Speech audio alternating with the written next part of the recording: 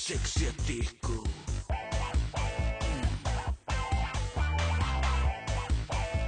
Seksiä tihkuu.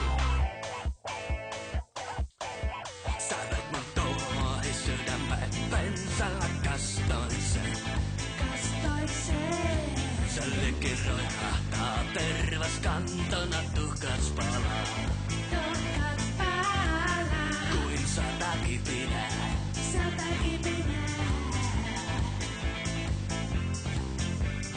Rälläkää mun rakkauden sulle suihkua.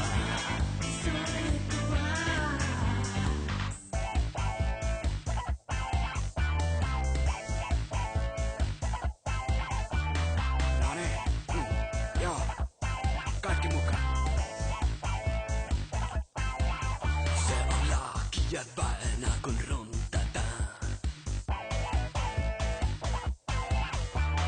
Poika sinne pesään kasvamaan. Ja rakkauden maito kermaksi vatkataan. Vatkataan. Sä veit mun tuohi sydämen pensalla kastoisen. Sä likin roihahtaa tervas kantona tukkats palaa. Kuin sata kipinää.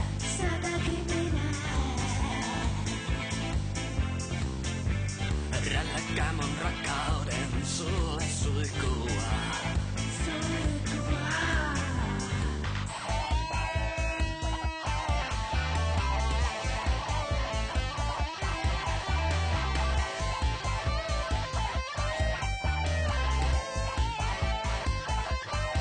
Saatat mun tuohi sydämen pensalla kastoisen. Sä likin roihahtaa tervas kantona tuhkats palaa. Kuin sata kipinää.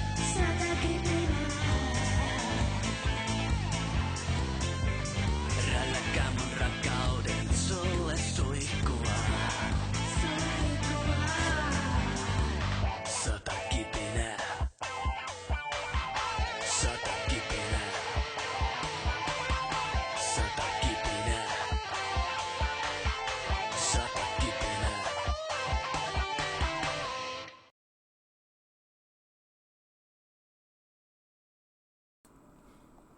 Hello.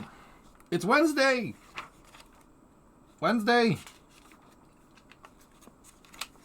Hello. How's everybody doing? Today we are going to play science mode again, and we're going to the moon, baby. To the moon, son. Let's see if I still got it. It's been a while. Been a while since we've done it. It's been a while. A while. Why are you saying it like that? Caught up in the VOD, yes. Yes.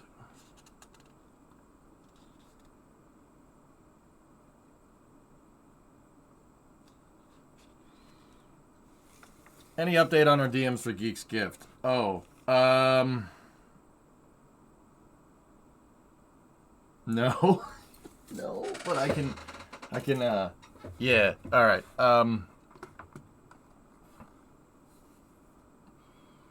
Ewok be the squeaky wheel, remind me tonight. I will, we'll get that done. Whip. Cool whip. Yeah, we'll get that figured out. Thanks, bro. Yeah.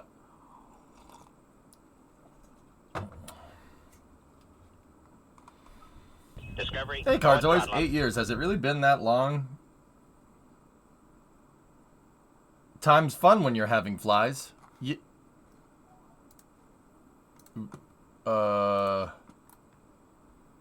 Yeah.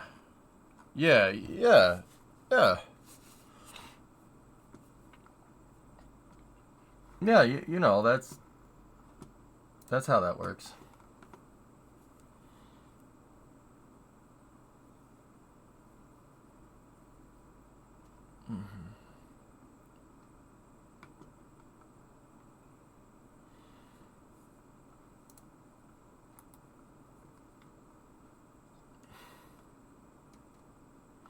Got a promotion yesterday. You're feeling hyped. Hey, all right, man. Good for you. Good job. All right. I am, sorry, a little distracted because we might get a Ship 28 static fire today. I told, dude, they're going real fast. Look.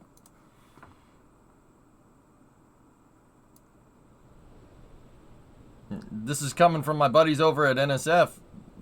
We got a shot of Ship 28 here on suborbital pad B. I guess it's just the suborbital pad now. There was pad A over here, but now it's an empty field. The thermal protection system on this looks incredible. Yeah. Suborbital.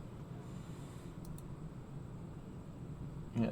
Hey, Haffy. Glad you're back to KSP. Hope to see if KSP2 is already worth buying or is it still bugged. Haffy, from what I played yesterday, yeah, it seems pretty damn solid. Pretty solid. Yeah. It's, yeah, it's good. It's good, man. But, you know, I'm not gonna, it's not above my rule for, you know, you gotta play. We gotta play it. Like Cities, I said you gotta play it. To give it a good review, you gotta put 200 hours in. Well, I didn't say 200 hours. I put 200 hours in. I said like 50 hours. But, yeah, you gotta play it and you gotta get a good feel for the game and stuff and understand it. So I think in that regard, we should play through Science Mode. Let's play through Science Mode and beat it and see what happens. And see, you said 100 for Starfield. I don't know. Long story short, like, drummer, it varies. Like, it depends on the depth of the game. It varies. But you get to a point where you're like, okay, I understand what you're doing. And then more importantly for me as a streamer, what I try to do is understand what the developers are doing. What they're trying to get done. Like, what is the intention here? I try to figure out, in systems engineering, it's called stakeholder expectations. What are their expectations for the game? And kind of roll from there. And I try to understand that, and I try to base my reviews based off of that. So, yeah, long story short, that takes a lot of time, and it takes a lot of analysis, but we're here, so let's do it. A barge with Mobile Launcher 2 parts arrived yesterday, and they've been unloading it today. Here's one of the pieces.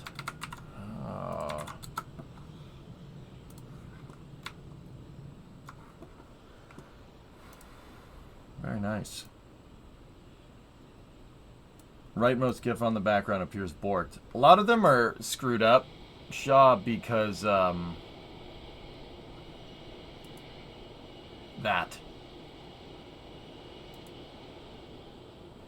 The GIF has the cookies message pop up because they're all embedded. They're embedded GIFs, so see what I mean? So I just took them off the screen. I'll have to replace them. Even the Galaga one, which just sucks, but hey, it is what it is.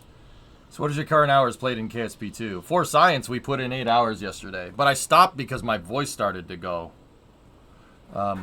So that sucks. But also, yeah, Firefly was supposed to launch today, but on a side note, Firefly was supposed to launch Alpha 4 today, and it didn't go. Weather. So the mission's name is Fly the Lightning, and sometimes the lightning flies you. Yep. Yep, Paragreenlander is already there. Yep. It's scrubbed because of the weather. That's why that's funny. Sorry, I forgot that was a critical part to that joke. Oh well, what are you gonna do? On the plus side, no SCE to auxiliary. Yes. Just upgrade your voice box. Well, dudes, I've been sick for the past 2 weeks. Something respiratory. It's not crazy. It's just there. I have a debuff to lung capacity. So, I mean, I don't know if you guys heard it. I went back and watched the VOD. My voice sounded like a scratchy record yesterday. So, that's why I stopped. I'm like, I can't. If this starts to go, I'm screwed. Raj, performance is a little bit better. They still haven't implemented procedural. They still have the PQS Plus. they're working on, they haven't finished a concurrent binary tree. If your voice goes, just use text-to-speech. We can learn sign language? Sure you can. Sorry to hear about your voice. Don't worry. It's just being responsible for a change. Concurrent binary tree system is the name of their... It's hard to explain, guys, because at face value it doesn't make a lot of sense. So, in Kerbal 2, the reason why you get bad frames is because the graphics card is rendering an entire planet underneath you, and the processor is simulating the spacecraft, right? Now, in order to get your vehicle to fly around in KSP at all, right? Those two systems need to talk to each other, right? Because think about Kerbal, you have a localized simulation here, right? Like in KSP 2, the threshold is like the threshold is like, say, a sphere around your spacecraft with your spacecraft at the center, right? And then anything that comes into that sphere, like another spacecraft, will get, you know, it'll simulate it, right? That sphere of physics needs to move around a planet, right? And it needs to go near the planet, right? So those two systems need to talk to each other, right? You need to know where you're flying, and you need to know what you're flying around, right? That's the short story for what PQS Plus and CBTS do. It's the intermediary between what's going on around your ship and what your ship is doing. And that right there, the PQS Plus system that they're using, is causing a bottleneck. The reason why is because Kerbal is designed for a much bigger scale. Kerbal 2 is designed for a much bigger scale than Kerbal 1, like other star systems, for instance. So the system didn't scale correctly. That is also the reason why they didn't add more planets to KSP 1 back in the day. I remember they added Joule back in the day, and everyone was like, oh my god, you need to add more planets, you need to add more planets. And they're like, no, we can't, it'll break things. That's why. That's the reason. So that's why the frames aren't very good. That's why you can have a great graphics card and a great processor and still get okay frames, right? It's the piece of code that talks between the graphics card and the CPU in KSP and gets them to work together. That's the bottleneck right now. They're rewriting it. They're using procedural quaternions. Procedural quaternion systems, I think is what it's called. It's PQS Plus. That's what it's called. That's basically a modified version of the one from KSP 1. But they figured out when you scaled to interplanet or interstellar, PQS Plus doesn't work too well. So especially if you crank up the graphics, right, and the art department goes ham, and that's no reflection of the art department. Ness and her team is doing a fantastic job. The environments look beautiful in KSP 2. They're perfect, really good. That was a big thing that I noticed too, that they didn't really talk about too much. The environments in KSP 2 somehow got better than 8 months ago. They did a great detail pass. It looks beautiful. So they two pre-built houses have shown up at the roadblock. So let them. They gotta get a better system that allows what the graphics card's doing and what the CPU is doing to talk to each other better. That is a good idea. It's a good idea to do that now. Obviously because people are getting bad frames, but also in the future, if you're having trouble with one spacecraft orbiting around a planet getting bad frames, and multiplayer comes around, right? What about 3 or 4 of those things communicating with the planet? How's that going to work, right? See what I mean? They're setting up to scale. That's what's going on. This is what I mean about getting inside the developers' heads, and you need to do that to play the game. You need to play the game a lot to do that. That's what I mean. See, does that make sense? It makes sense, right? That it's like, oh, okay, I understand what you're trying to do. That's the key. I think in order to really review a game, you have to understand what the developers are trying to do. You can't just go look at a Falcon 9 mission that failed and be like, oh yes, I know why it failed. This is what you need to do. This is your corrective action. How the hell did you know? You didn't make this. But The gaming industry nowadays, you know, because it's so lucrative, you get the opposite of that. You get somebody that just goes to play the game. I played the game, I didn't like it, it sucks, 5 out of 10. Next game, you know, there's a lot of time and sweat that goes into these games, and I make it a thing. I believe in doing my due diligence as a streamer that people listen to make sure that I'm giving a fair review of the game. In order to do that, you need to understand what you're trying to implement. Because if somebody reviews a game and they have different expectations for the game than the developers, right? And you go to review it and it's not what you thought it's going to be, it's something slightly different, right? Well, that could be a couple of things, right? That could be maybe they didn't make it clear, which tends to be what everybody defaults to. But there could be underlying reasons why, like scaling to Interstellar in KSP, why the decisions are made the way that they are. Does that make sense? My job is to find out which one it is. Does that make sense?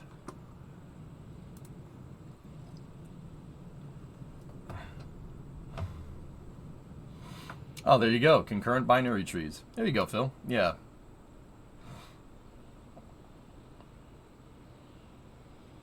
Like the schmuck yesterday who said KSV2 was crap because they didn't have ships bounce with the ocean waves. The most absurd detail that took priority over bug fixes. I swear they were trolling.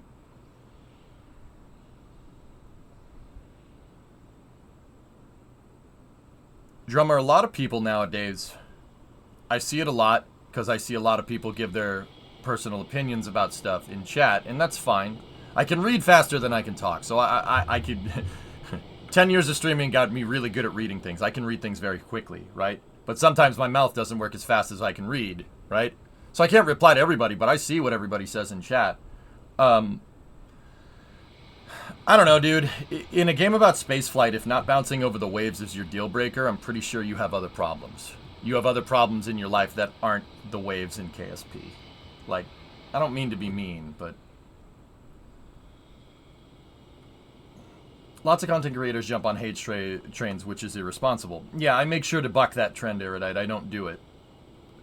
But at the same time, guys, I never, ever, ever will be a jerk about it. If there is a game that I don't like, that has systems that I don't like, something that you never do in the gaming industry is blacklist yourself. You want to know how you blacklist yourself? Say someone's work is crap publicly. That's a real good way to not make friends in this industry. That is a really good way to do it. You can be honest with people, and that is actually sought after, but don't be a jerk either. If you're going to be a dick, people won't work with you. Because the gaming industry, even now, with how big it is, everybody knows each other. Everyone knows each other. They all do. I don't know, it's because like aerospace. Everyone knows each other in aerospace. It's kind of strange, Everybody, you really know who people are, because the aerospace industry, believe it or not, is small. And the gaming industry is a little bit bigger than aerospace, I'd say, at this point. But, a lot of the indie devs know each other. Don't blacklist yourself. That's a bad idea. Don't do it.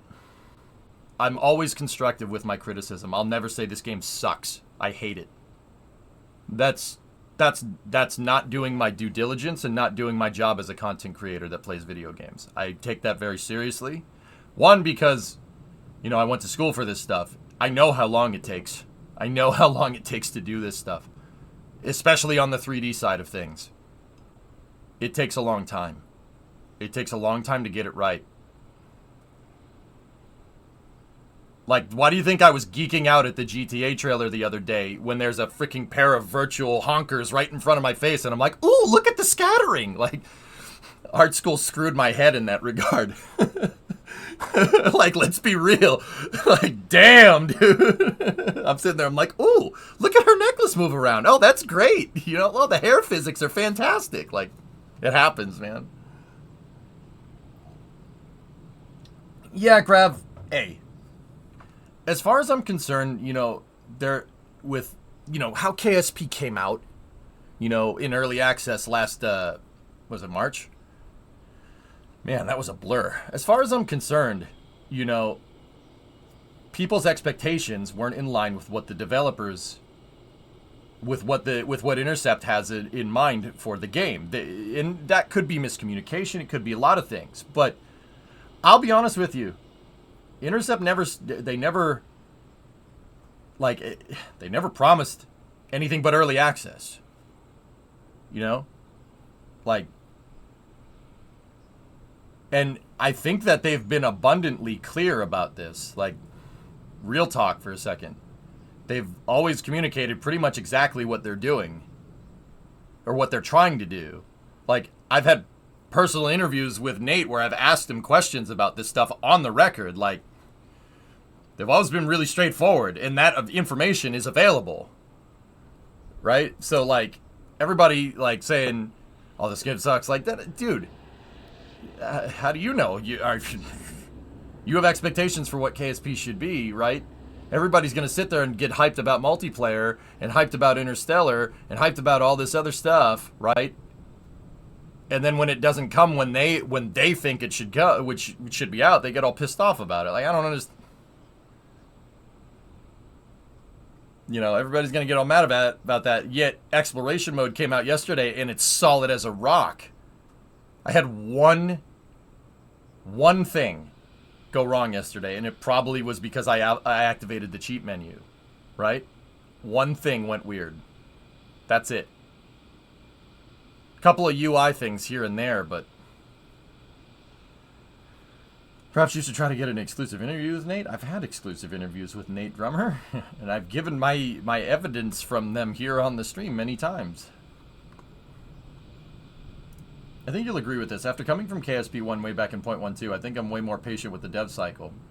Dude, rocket science takes time. A game about rocket science that's trying to aim to be anywhere near realistic also takes time.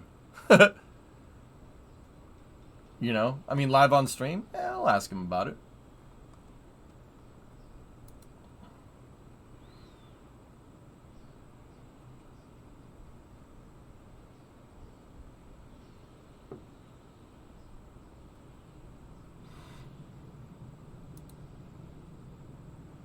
By my calculations, yesterday you were asked what you thought about the update every 35 seconds.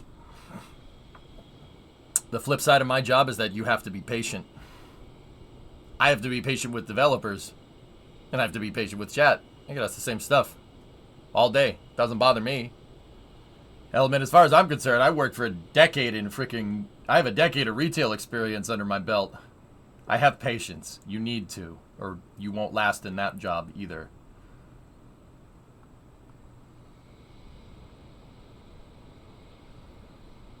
Yeah. Yeah, Uncle X for sure. Yeah, Darth, it takes time. Retail is tough on patience. Dude, I've done everything. Worked the cash register at restaurants. I've waited tables. I've bussed tables. Sous chef. Cooked food for people. I've worked on loading docks. I've worked customer service at a Best Buy. I've worked asset protection at Best Buy. I did everything. Everything. I've done everything except manage a freaking Best Buy at this point, dude. And work complex sales. But you gotta have patience. This stuff takes time. Instant gratification only happens on social media. Yeah, I worked AP for a long time, Dredd, and I was a jerk about it too. I was a real jerk. Dude. I would, when employees came in through the customer entrance, I'd be like, what are you doing? You're screwing our turn rate. Use the other door. Screw EJ. That guy's such a jerk. He doesn't understand. I'm like, no, you don't understand. It's not my problem. You can't follow the rules. Oh, I was a dick. Turn rate. Yeah. Turn rate in retail. Okay, so here's the thing. There's metrics for retail, right? What's turn rate? Turn rate is how many people that come into your store buy something, right? How many people that come into your store actually make a purchase? So what they do is, you notice how there's always two doors at a retail store, right? One of the doors, the entrance, has a ticker, right? Like a turnstile almost, just electronic. If somebody interrupts the beam, right, it logs a number. That's all. It's not like some data breaching thing, right? And they use that, they tally that number against purchases for the store, right? So if 30 people walk in on that day, and you made 30 people walk in on that day and you sold 15 things, you have a 50% turn rate. That's terrible. That's really not good. The reason why I got up people's tail about it is because corporate sees that stuff. They have a person somewhere in an office that's just crunching numbers, right? And they'll look at that stuff and they'll be like, oh, this place's turn rate sucks. And then they'll send that to the manager of the store. And the manager of the store will be like, we're not selling enough. We're not selling enough. And they'll make you work harder because they think their turn rate is inflated when employees walk through the entrance.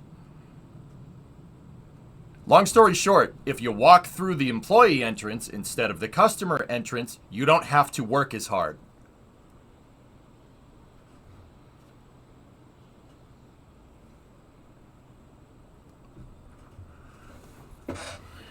Nope, I was just being a jerk, though.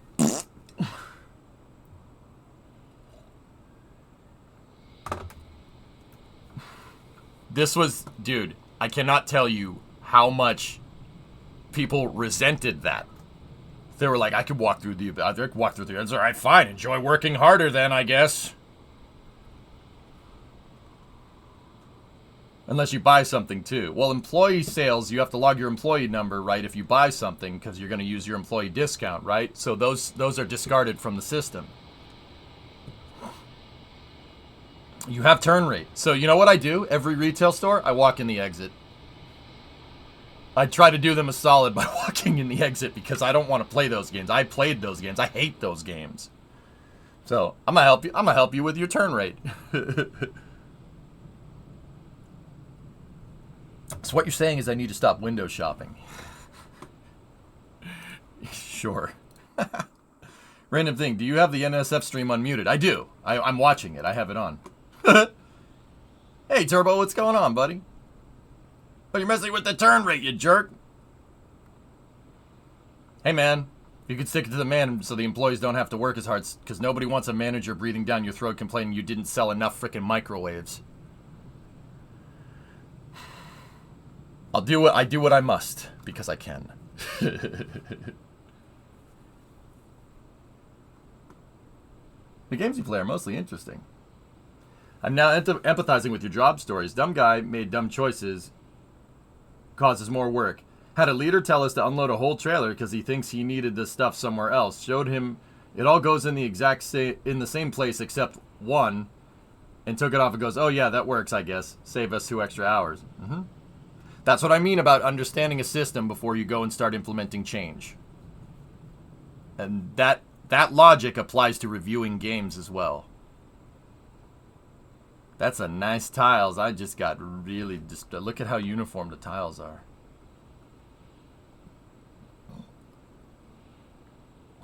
I buy stuff from the NSF store all the time. Duh. I also do advertisement for them. For nothing.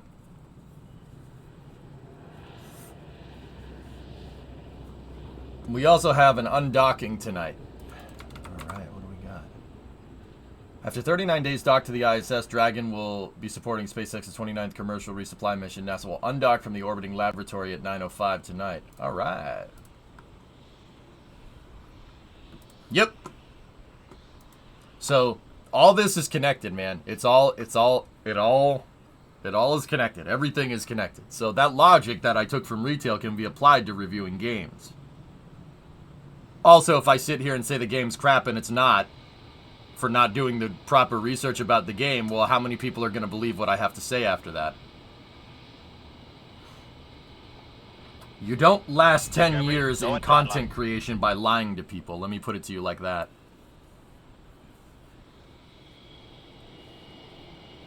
You have a reputation, and if you want to last in this industry, you better not be going through some bullcrap, because people will detect it on the internet. And guess what? Because it's the internet, people will act on it if you're not careful. So no bullcrap. You want to get into content creation? That's yeah. No bullcrap. Don't bullcrap people. They'll detect it immediately, and they'll call you out on it. Got to be careful. Anyway, Starship.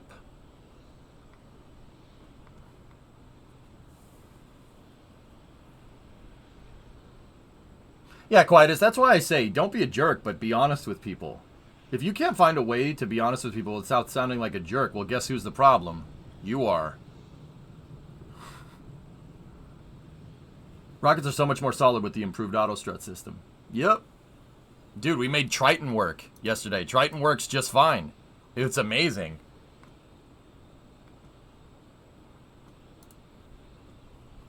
All right.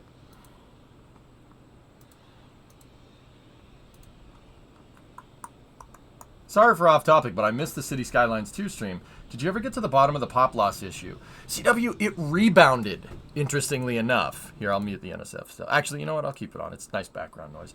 It rebounded, interestingly enough, which tells me that that may not have been because of the patch. It's not conclusive at this point. If we kept hemorrhaging population, then I would say conclusively that it's probably because they patched some things. But population did rebound. So I think East Rock is up to 495,000. But the problem with that is that my computer's at the edge. I'd say 495 is our hard limit. It's the hard limit for our city. With my hardware. We can't really get any more.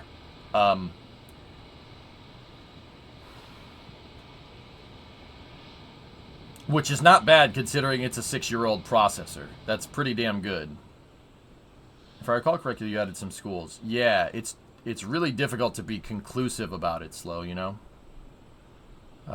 Especially because of the slow sim rate. That's really where I'm at. The sim rate is so bad with East Rock that it's hard to tell when you're dealing with the macroeconomics of your city, which is, once again, I'm amazed the game actually allows for this. I told you I'd play the crap out of that game, right? And we did. To the point where I'm fairly confident I understand what Colossal is trying to do, right, with their simulations. Their simulation is dope. It was really good. Like, dude, it's handling 500,000 calculations every second. Like, that's unbelievable software. That's really cool. Actually, it's a little bit less than every second at this point, right? It's like it's handling 500,000 calculations like every 5 seconds, which is still pretty damn good when you think about it, right?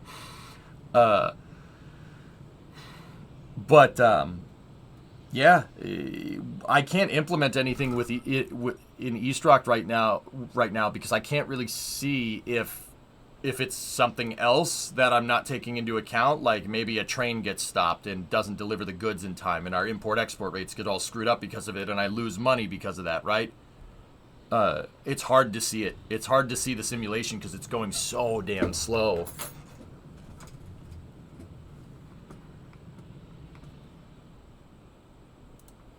We'll talk about that later, Tessa. Anyway, you guys ready for some KSP 2?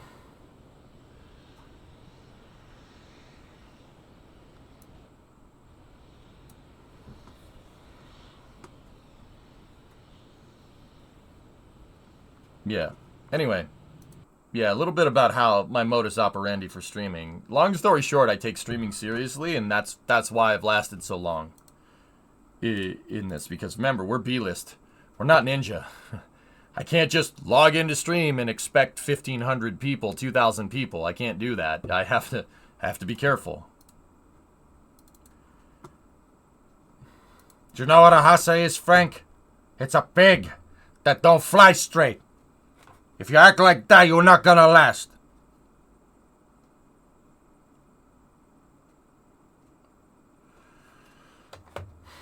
What are your thoughts on some shuttle parts being late tree?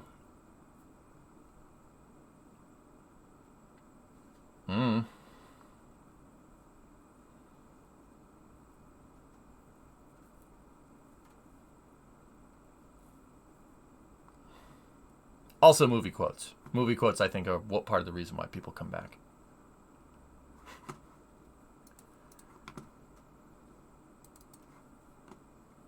Can you check my last before you jump in?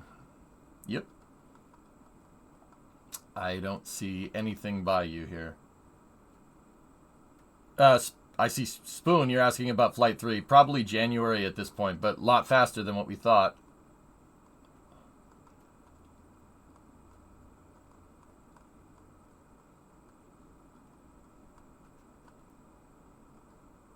I don't see anything by you. Do not sign. Type it again. I'll be exploring KSC. Oh. Take the tour. Take the tour bus. Try to get into the extended tour if you can. It costs a little bit more money, but you won't be sorry. It takes about 2 hours. Yeah. Get the extended tour. Take that first and then come back and explore KSC. Like the KSC actual. Trust me on this one. There's just the regular tour, which takes you to the Saturn V Center, and then there's the extended tour. Take the extended tour. Trust me on this one.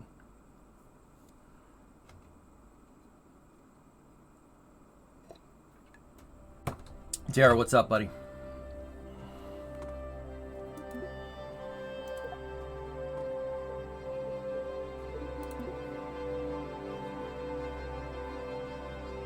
Discovery, go and throttle up. Kelleher, have you seen anything about the story in exploration mode? I got a hint of it yesterday with how far I made it. The story? No.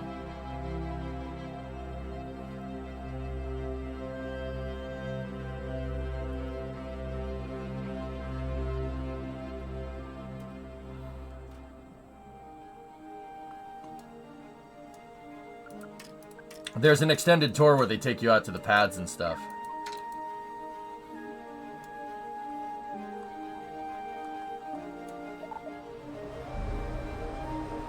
Okay, drummer.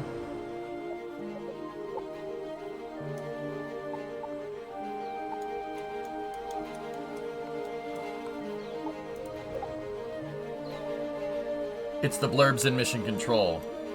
Okay.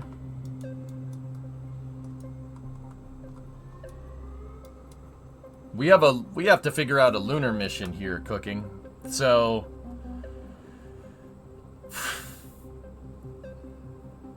the suborbital pad condenser is on. Yep.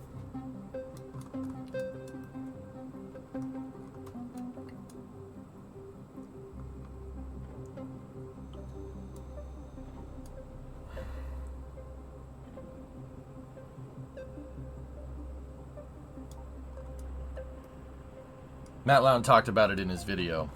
Yeah, Matt's good people, Kelly. I actually know Matt. I've met him in real life a couple of times, dude. He's a good dude. Funny guy. Really likes a good quality shitpost.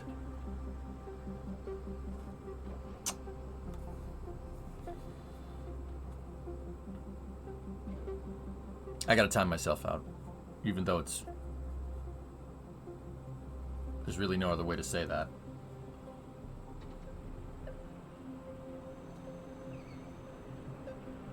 Okay.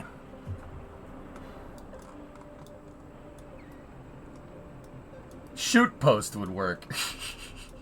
Sounds like something you do in hockey.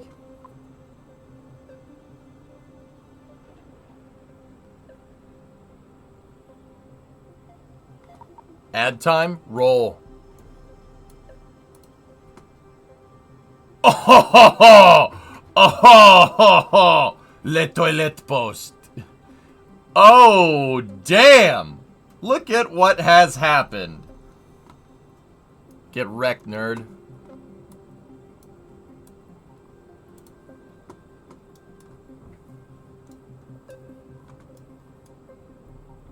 Natural crit. Yeah, hang on 1 second. I'll be right back 1 second, dudes, and then we'll get into engineering out our Mun rocket.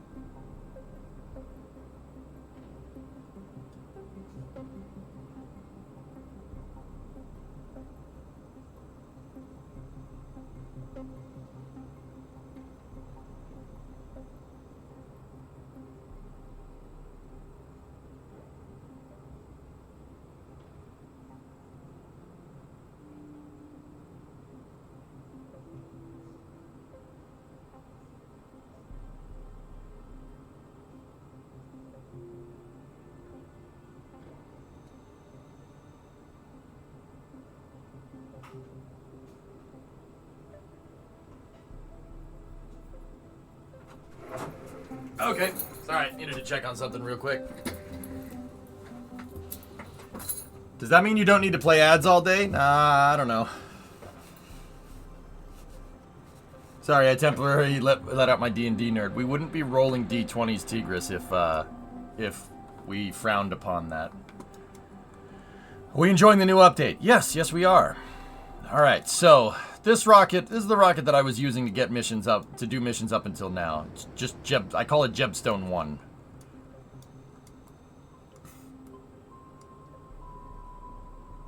I think if you roll that 20, you roll that 20, Twitch should pay you not to play an ad. I wish, dude. That would be awesome. All right. So, how much science points do we have here? Let's take a look. We have 85 science points.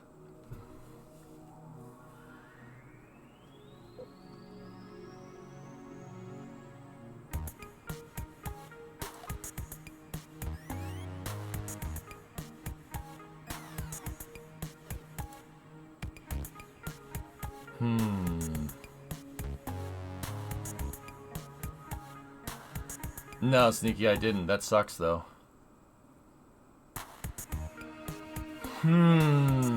So, we need to go to the moon. That's our objective for today. If we go into mission control, the mission that we're looking for here. Time to visit our nearest neighbor, the moon. Establish an orbit around the moon with an AP of less than 2400 and a periapsis greater than 60. Okay. So we just need to capture the moon. We don't need to land on the thing. We just need to capture it. How many levels in the tree are there? 4.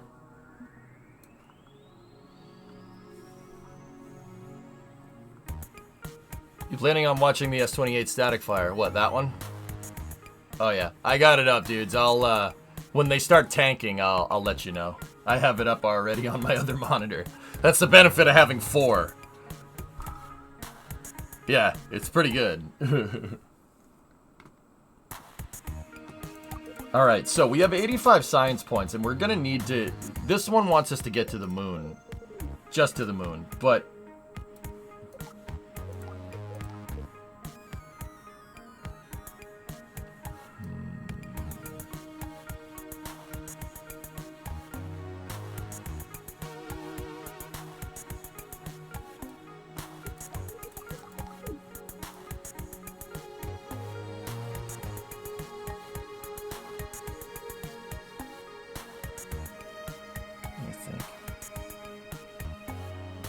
So, we have the tin can right now. That's it. That's all we have. The tin can.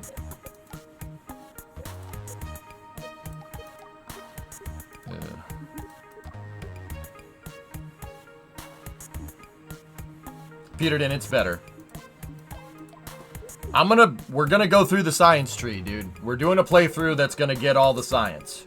That's what we're doing. We're just gonna play. We're just gonna play KSP. I'll put a little bit of EJ flair on it, but I just want to play it out. I want to see how it feels.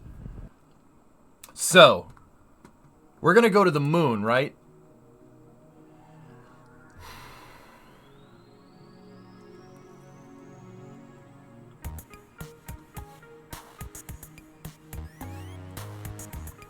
Does this...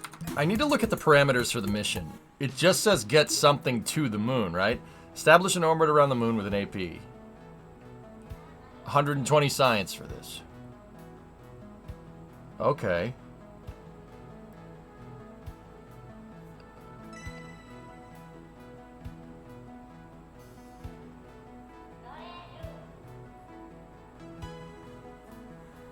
I don't think we need crew. I think it's just looking for an orbit around the moon.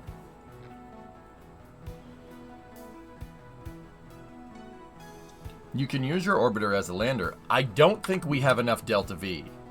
But okay, so I'm going to do something that I probably shouldn't. And I'm going to anticipate that the next couple of missions are going to be doing something like this. Like, you know, getting to an orbit around the moon, landing on the moon, etc., right?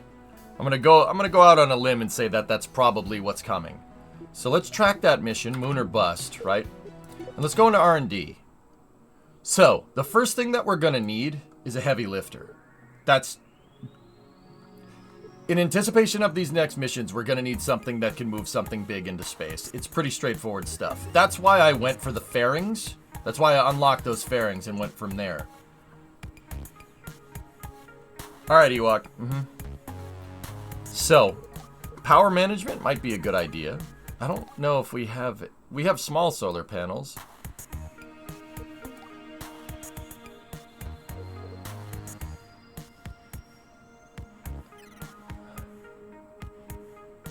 So, I say building something that can put, I don't know, 20 tons into low carbon orbit is probably, let's say 18. Because that's my rule of thumb that I've done in the past, and the solar system is the same. Now, I have the benefit of knowing the solar system pretty well. But I'm also kind of following in the footsteps of...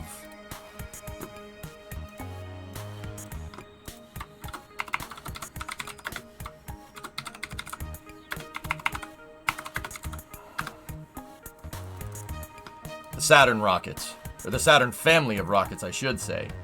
So, if you look, the Saturn family of rockets, I do believe, is what Kerbal Space Program's career mode, well, not necessarily career mode. Let's go to Von Braun here. The Saturn family of rockets, I do believe, is what it's based off of. Here. There's a picture of Werner von Chad Braun with all of the rockets that he designed or helped design in the background or had a hand in. Look, basically down here, these redstone rockets are what we have right now. It's what we have right now, right? And then, actually, he didn't help with Titan nor Atlas. That's Titan GLV, right? And that's Mercury. That's Mercury Atlas. Mercury Redstone is one of his. Jupiter, Juno. Right, that's Explorer 1, the first satellite. That's a model of Explorer 1. That was the first satellite the U.S. put into space, right? And then, I don't know if you could tell, but the rockets get a little bit bigger as you go over to the right. So after Titan II GLV, there's Saturn 1. That's the SA-1 mission. That's SA-5. That's the Saturn 1B. And then the Saturn 5, right? Dr. Richard Kimball. Chadner von Braun. Yes. See what I'm talking about?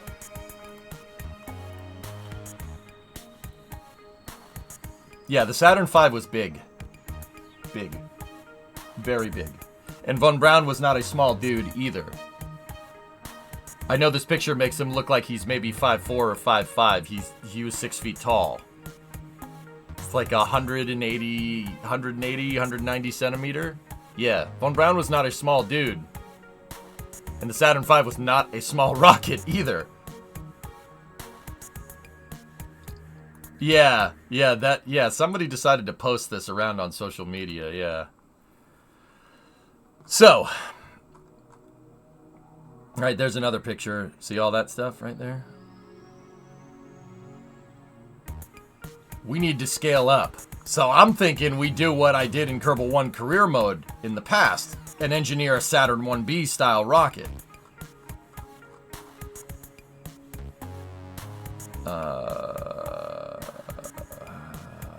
Saturn 1B, where are you? Here we go. So, time to learn. Now, a lot of you guys might know this, but just in case you didn't, so you see how I showed you the Redstone, Jupiter, Juno rockets, right? Saturn 1, Saturn 1B, Saturn 5. Fun fact, this is the reason why I say that Kerbal career mode is based off of this. Because if you look at a Saturn 1B first stage, right? If you look at a Saturn 1B first stage, or just a Saturn 1 first stage, it's called an S1, right? What can you tell me about it? Well, it's a bunch of fuel tanks strapped around a center fuel tank. Guess where they got the tooling for those fuel tanks? The assembly line for Redstone. For Redstone, Jupiter, Jupiter-C, and Juno rockets. Saturn 1, and this is why the Saturn Redstone Jupiter and Juno are in the Saturn family of rockets, or I should say Saturn is in those family of rockets, because Saturn 1B is literally a bunch of smaller rockets strapped together to make a first stage. Yep. Very, very Kerbal. Very Kerbal. If only you could do the S1 first stage SRB replacement. Yeah, just one more booster, bro. Yep, just one more booster, bro. Please, please, bro. Please, just one more booster. Pretty crazy, huh? That's SA209. That's at KSC. Adeno sign. That thing, that Saturn 1 right there, the Saturn 1B, that's real. That's a real one. Just in case you were wondering. You'll see it. And so is that F1 motor. This is all real stuff. Bro, just one more fuel tank, bro, please. Please, just one more booster, bro. Please, please, it'll fix it. It'll get to the moon this time, bro, I swear. Now, I think we should do this in KSP. It's what I've done in the past, and we can make a career mode killer. So anticipating, just like Von Braun anticipated that you're gonna need a bigger rocket to get to the moon, so I'm gonna make a bigger rocket out of my smaller rockets, we're gonna do something very similar. In order to do that, well, I'm gonna need bigger fuel tanks, or bigger fuel tank diameter, right? So I want to unlock that FLT 800. That's what we're gonna do here. I'm unlocking the FLT 800 fuel tank, which is a bigger version of the same diameter fuel tanks that we've been using. I'm doing that to save part count.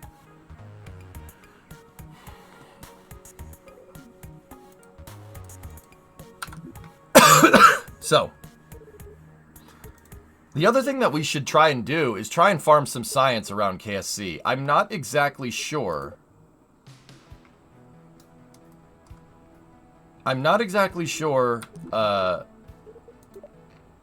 If there's any more science to get from around here.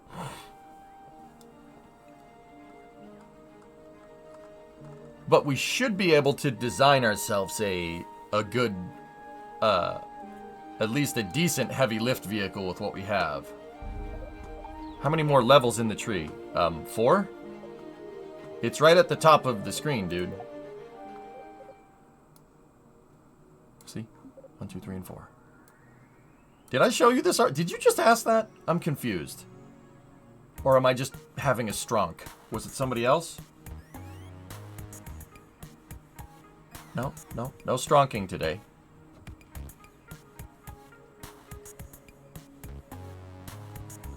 Somebody did ask? Alright, cool. Yeah, the tech tree is pretty good, man. Look at some of these XL payloads. To get some of these bigger parts, you need 8,000 science.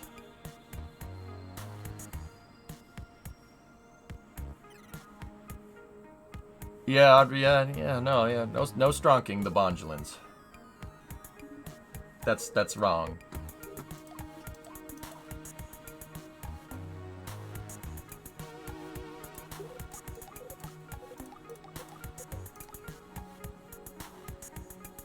Yeah. In that regard, maybe we should get some plane parts, but I just spent it on the rocket, so... We gotta figure out the biomes, don't we?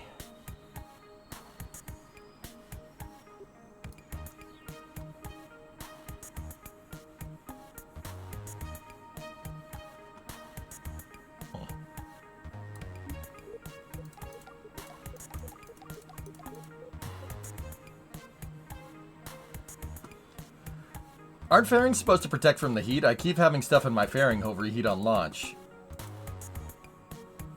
You're going too fast on the way up, Kel. Slow down. Slow down. Your TWR is way too high. Why do you think rockets throttle back for max Q in real life? Well, it's mostly for compression load due to aerodynamic compression, but also that compression does cause heating.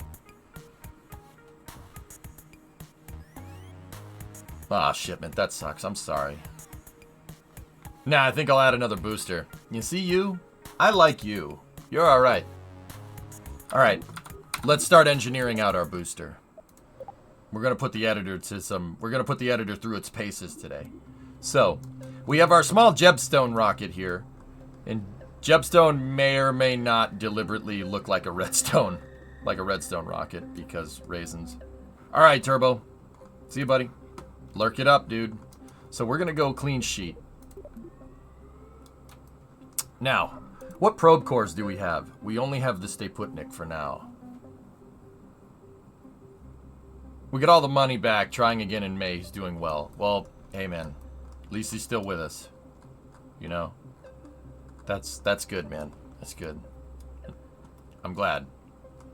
Careful. We gotta be careful with that stuff. Oop, the condenser turned on. We get it, Starship. You vape. Do we have the lights to Marvin it?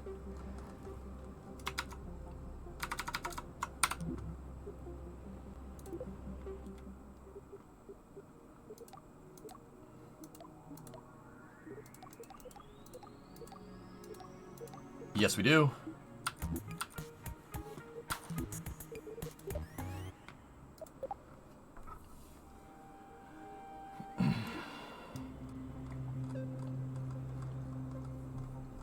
Alright, so we won't necessarily focus on our spacecraft right now. Let's go into...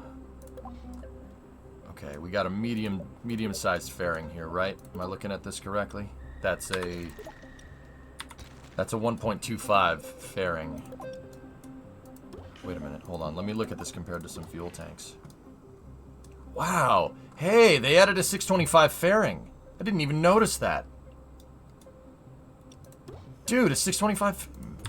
Neat. Question, good sir. What is the program you use to monitor your temps? NZXT Cam is what it's called. Oh, nice. Now we get... Oh, dude, I need the tiny fuel tanks. Give me the tiny fuel tanks for that. Maybe in the future. Alright, so...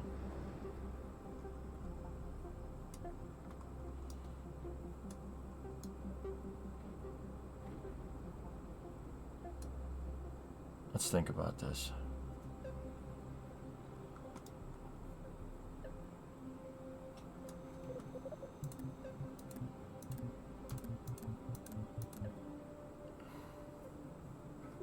New KSP video? Yeah, so one of the things we're... Ooh. What's Naderade up to? Yeah, so one of the things we're most excited about is that people don't really realize that they're learning new concepts while they're playing the game. It's first and foremost a fun experience, and then they realize, oh, now I know orbital mechanics. So we're very excited about that. Yeah, that happens. Great cut. How'd that go? I think that was really good. I think that went well. Nice. Maybe next time, also we get a little bit more realistic. So, fly a mission with a more efficient rocket? Yeah, less boosters. Less boosters. Less boosters? Okay. I think I can do that. Hold on. I want to, Yeah, Naderade. It's like Gatorade, but with Nate. Less boosters?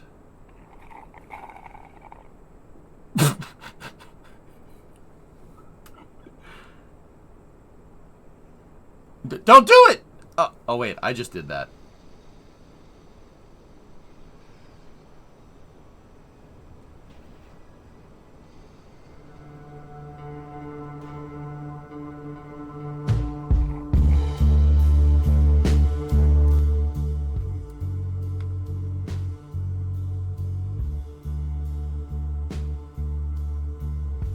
They've been working hard, Orion. I told you. I talked to him. Talked to Nate yesterday, dude. They're doing work, man.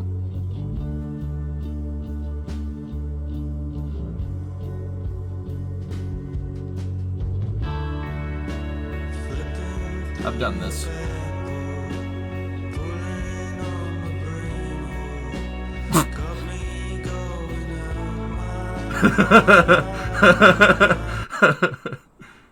I think I need help. Oh, no way!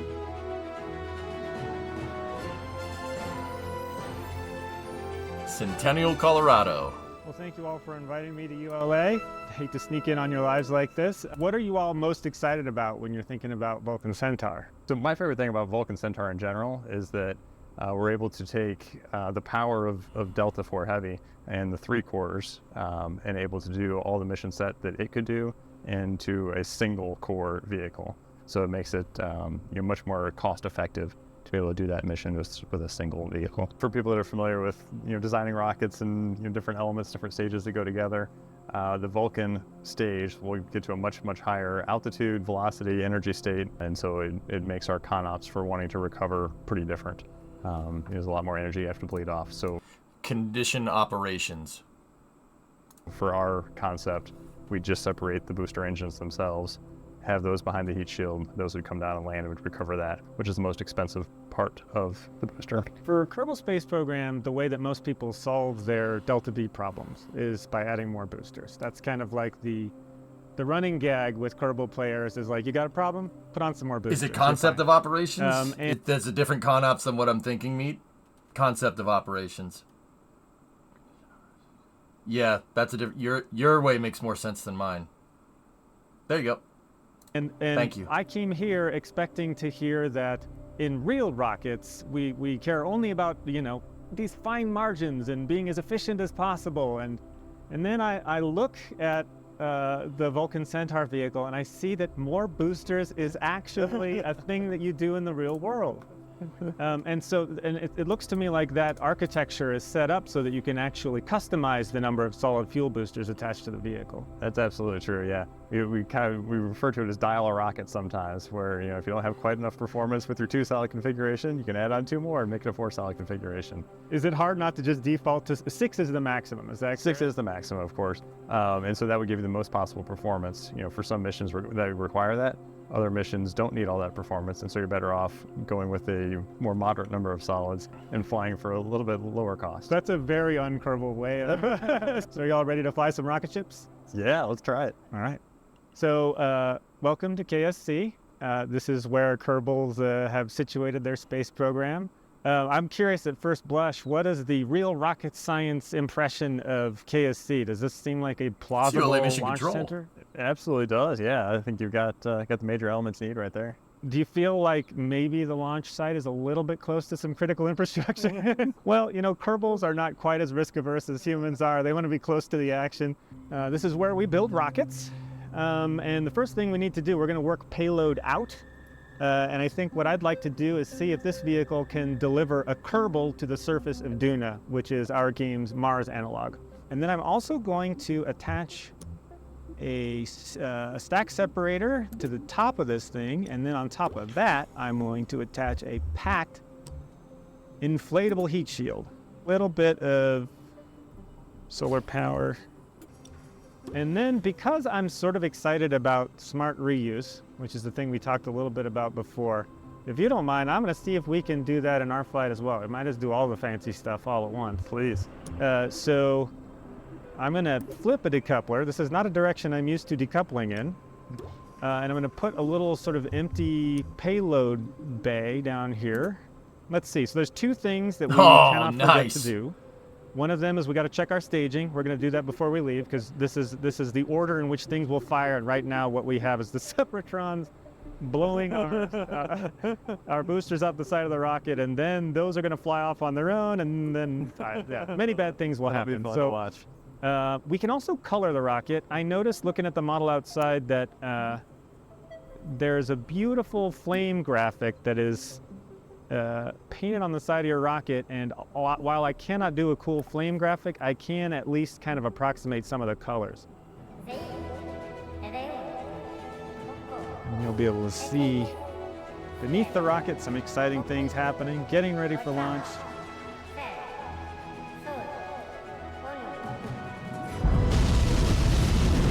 All right, we're off.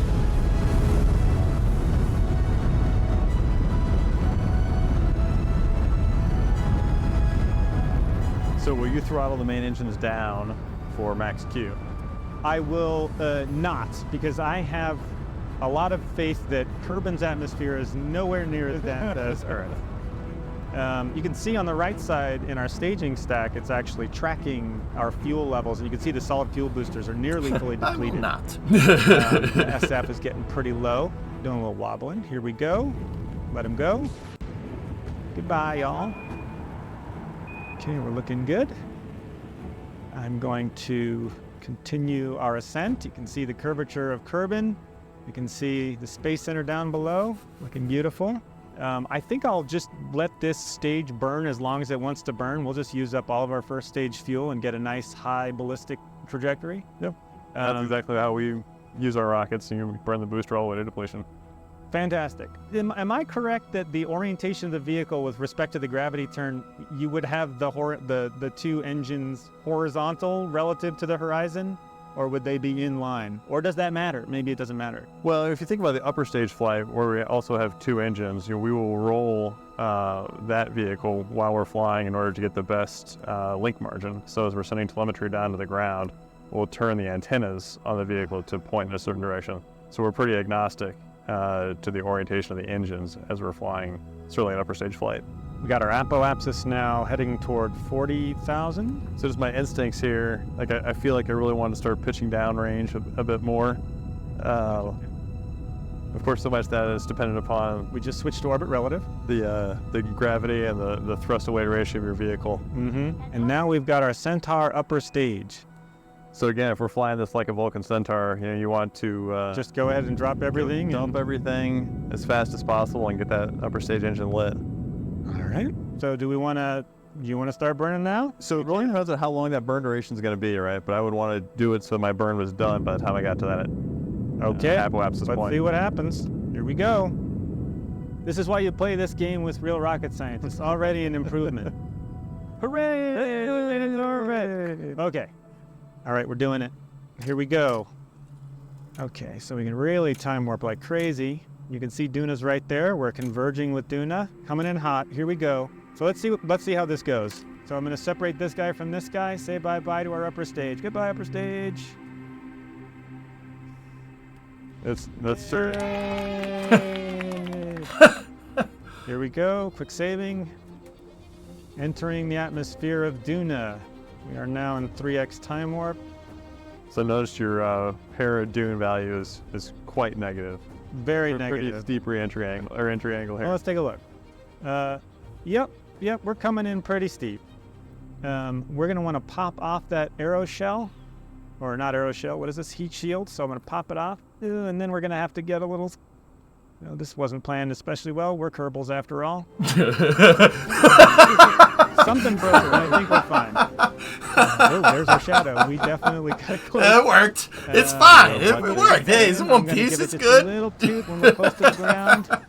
Of course, for maximum efficiency, you want to give it Yeah, it's not quite a large burn. Yeah, It's a pretty large good. delta V right as you're very close to the bottom. Yeah. Hey! We're Oh! down. It's fine. This is the Kerbal way of landing. All right, we're good. Yeah. Nice little scratch to his butt. The Kerbal scratched its butt. Well, thank you all Nice. so much for helping me get to Duna. This is fantastic. Thank you for teaching us all about this. This is great. Yeah, it was a pleasure to teach you all rocket science. Yeah, if you need any more pointers, let me know. That sounds great. Thank you so much for giving us your time. I know we ran a little bit over, and I appreciate you hanging out with us. Yeah, this is a lot of fun. I appreciate it. Thanks a lot. Yeah. That's cool, man. That's a cool video. I like that one a lot. Dude, my favorite part is where they lock in. Watch. So, let's see. What are these guys? So, flight sciences, strategy, and BD. I'm not sure what BD means. Flight design engineer. Yeah, so Jeremy, Eric, and Gatry. Strategy and business development technical lead. Ah, okay. Dude, watch them lock in when the rocket launches. Watch. I do this. And I'm not a rocket scientist, but I know I'm dangerous enough to know what's going on. But you see this in mission control. You see it all the time. Remember how how I always say if you're putting your hand over your face, they'll never tell you if something goes wrong when you're covering a rocket launch, or like when you watch a cast, right? They're never going to say if something goes wrong, right? A really easy indicator is if someone does this, if someone does the not like this, or if someone does that or this, right? something is going wrong. But in order to get to that point, you have to lock in. Watch Eric and Jeremy lock in. See? They're watching the numbers. That's awesome. That's my favorite part. They locked in, dude. He might, Sneaky. Yeah, maybe. Yeah, right, Ron? You can always tell if something's wrong if somebody goes like this. They do the not like this Twitch emote. See him lock in? Watch it again. That's my favorite, dude. That's so cool. All right, Charlie, we're yeah, on. exactly, drummer. Exactly like that. See him lock in? That's so cool. It's so cool that So when Nate. you throttle the main engines down. That's so cool that Nate got that to do. Got to do that with actual rocket science. He got him to lock in. Yeah, right. Passing. Yeah, you're not You wrong. can see on the right side in our staging stack, it's actually tracking our ballistic trajectory. Yep. That's exactly how we use our rockets, and we burn the booster all the way to depletion. Fantastic. See? Am I correct? Do you see Jeremy? He's just tick, tick, tick, tick, tick, tick, tick. You gotta watch everything. That's so cool, man. That's my favorite part, seeing him lock in. That's so cool. Oh, boy. That's a good video. All right. Yeah, the trajectory engineer is going, where are you going? Yeah, you would throttle down, but in Kerbal, I'm not gonna. Boop, send it. I mean, I do that when we're launching stuff in KSP. I try to give commentary, but like when we go to launch the shuttle in KSP 1, I am not focusing on chat. I am looking at the numbers because it's really easy to screw it up, and it's really embarrassing when you screw up in front of a lot of people. But it happens, you know. It happens. No, I don't think I will. That's cool, though. But anyway, we got to go build our own heavy lift rocket. That's a great video, Linus. Thanks for linking that one. Who knows? They might for Cert 1. Yeah, maybe.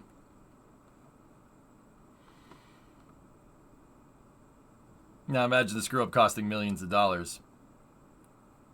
Kel, look, in KSP 1, there were projects that I did that took months to implement. Sometimes years. Seriously. I really expanded the scope of what could be done with projects in KSP because that's what I find fun. I like really getting into technical details, right?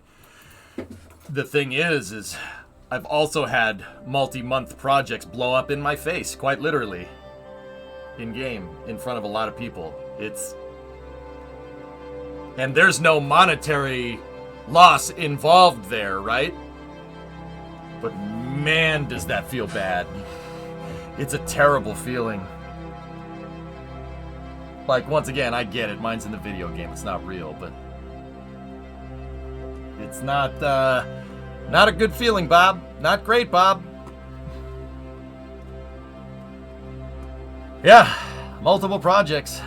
The SSTO, Minma's base blew up in my face. The SSTO blew up in my face. What else? I've had stations wobble themselves apart. The Kraken arm on the Freedom Project, that blew up in my face. Yeah. Yeah. The dart, dropping the dart. Yep. That's how it happens.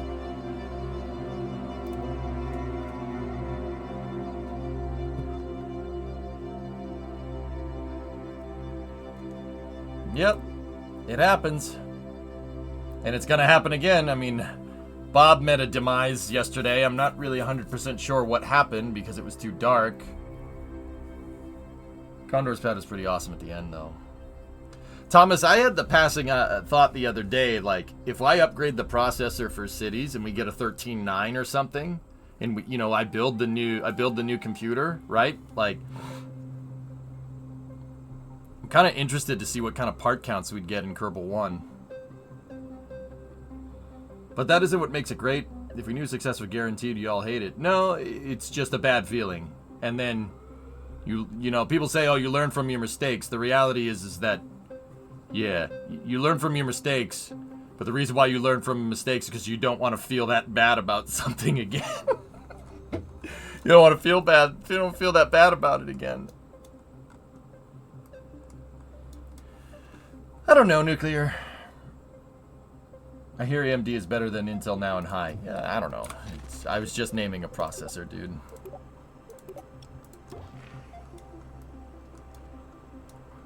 ABL included this in the post that I linked yesterday. Yeah, I saw the barge launch pad. I did get some time to read a little bit into that post, dude. It's pretty cool.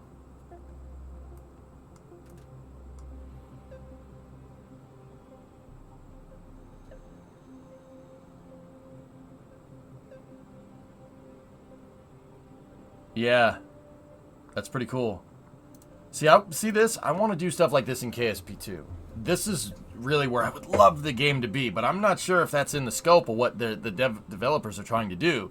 But then again, building launch pads in KSP1 was out of the scope of that game as well, but we still figured out a way to do it. So, I mean, and I think that starts with good editor controls, but yeah, that's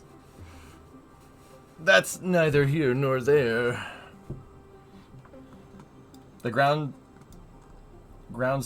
the GSE is why I'm so hyped for ABL. It just makes so much sense. Yep.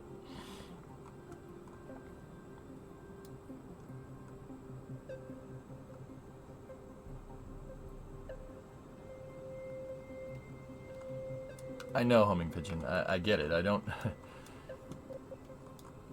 I've come to terms that it happens. It's fine. It just doesn't mean it doesn't hurt. That's what I'm trying to say. You're not... That's not... Yeah, no, we're good. It's not what I'm saying. It's not what I'm saying. Anyway. Alright, let's roll. So. How are we gonna do this? How are we gonna do this? How are we gonna do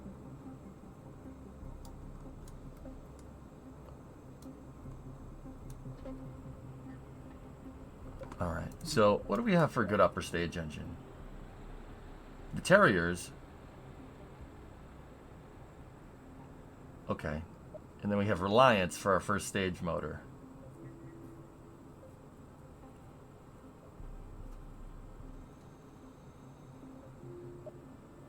Swivels as well. We have Thumpers. Okay.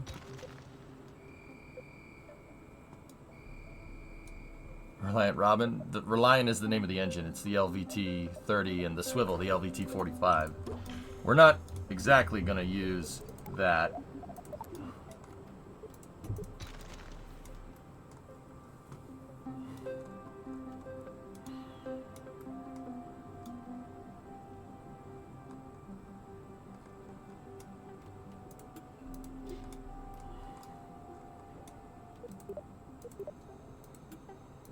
I'm thinking. All right. So, 2.5 meter tanks. I don't have 2.5 tanks unlocked.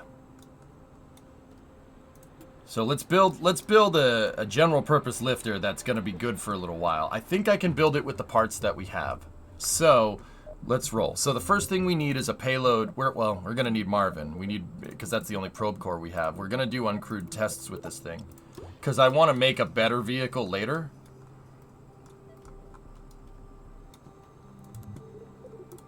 So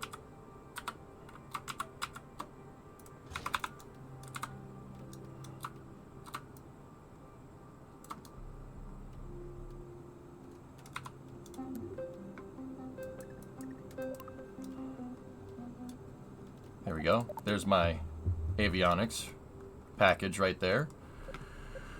All right, so what kind of diameter are we looking at here? We're also going to need a stack separator. So, hang on. Marvin needs to... We don't want Marvin in the structural line here, right? Because usually the computer isn't integral. It's not structural. So, we're going to need to have a piece here that we can use to mount. We could use to mount Marvin too. So he's on the decoupler right there. Roll that up. And then maybe we can get away with a nose cone in here.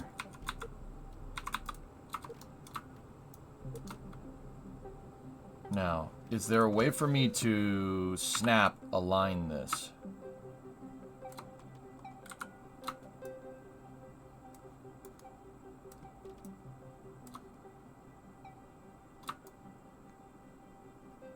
No. Yeah, see, world snap is what we need, dude. I have to eyeball it, which is okay. That's not the worst. All right. Yeah, see how it's not aligned? I'd say right there is probably good.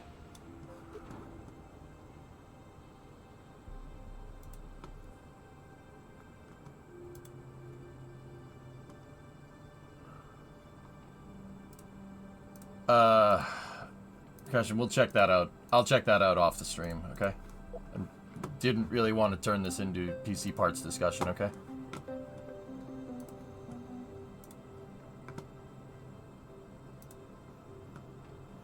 You just put that over there. Save that one for later.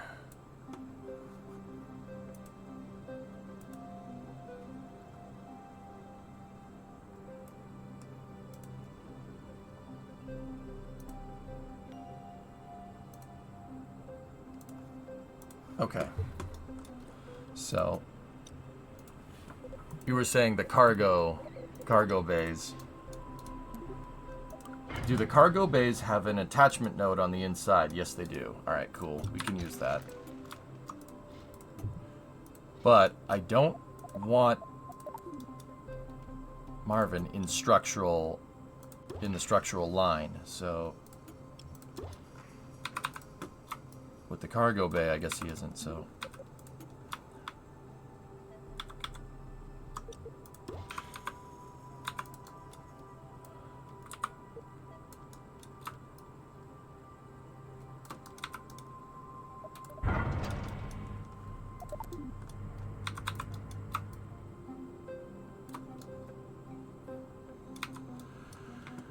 Okay, cool. So I did unlock struts, which is good. We're gonna put some structural pieces, structural attachments in here.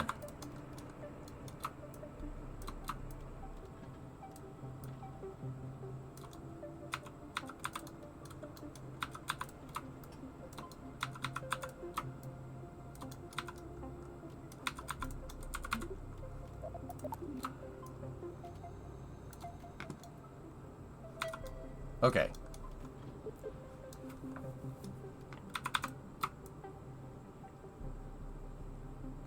Cool. There's Marvin.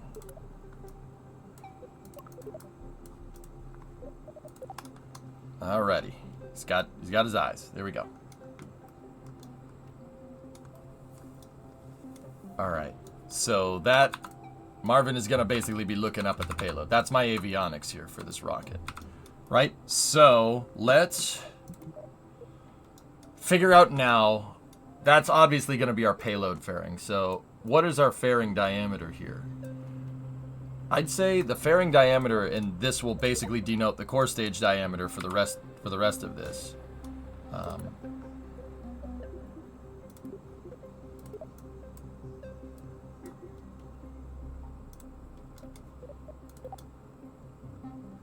That should be good. 6 times symmetrical tanks, just like Saturn 1B. Right, so that means our fairing diameter is going to end up being over here somewhere.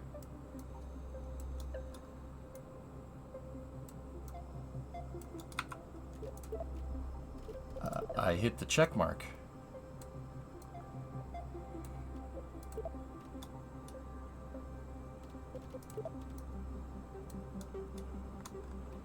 What the hell?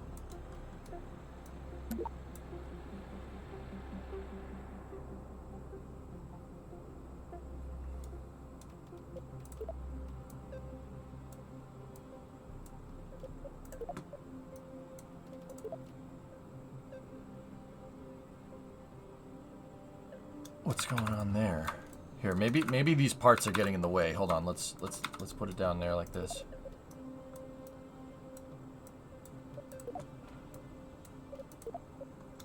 Yeah, I think that's the game's way of telling you that something's in the way.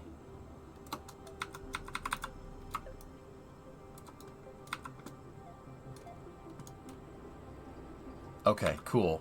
That's my diameter that we need. So let me copy that part and just place it over there for now.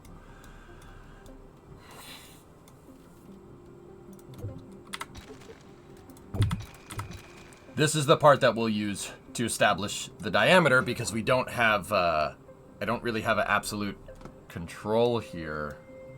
I can't snap to a grid. And this is what I mean about snapping to grid. If you want to be precise with your part implementation, a grid snap would be super useful.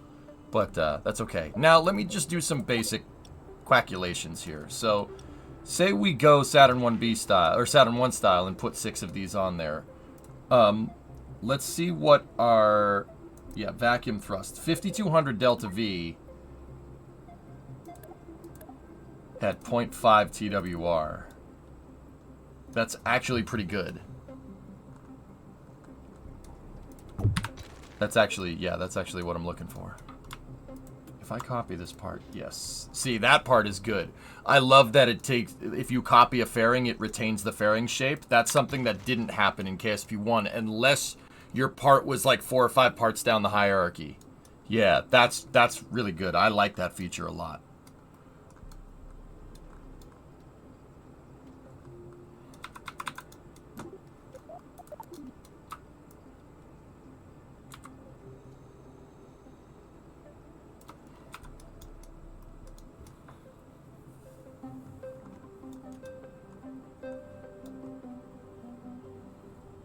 Alright, so that's our tankage design here. And it said it had 5800 delta V, huh? How much mass does this have right now? 32 ton upper stage. We might be able to make this smaller. We might be able to do this. But you know what? I think just because money isn't an object here, we'll still do 6 times symmetry.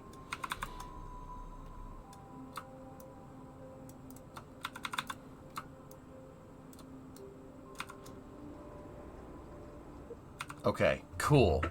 So, now let's think about how we want to put all this together. What did I do in KSV1?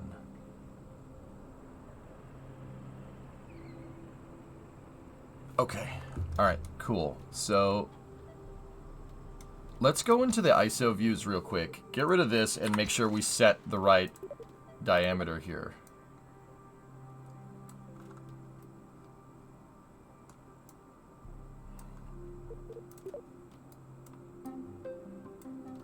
Check. Cool.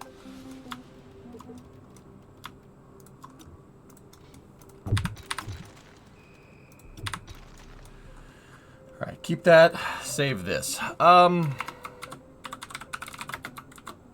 Let's call it Jebstone C. I'm still not 100% how the whole workspace stuff works, but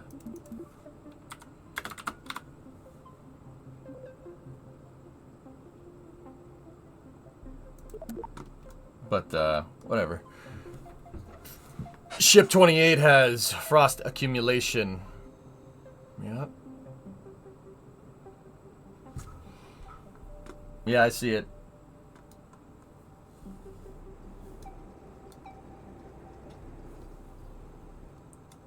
Okay, so get rid of this and now copy that fairing again. And in lieu of absolute snapping, we can use that fairing as a template for the rest of the vehicle. Now, why do I need multiple fairings? Why am I doing multiple fairings? What's that about? Well,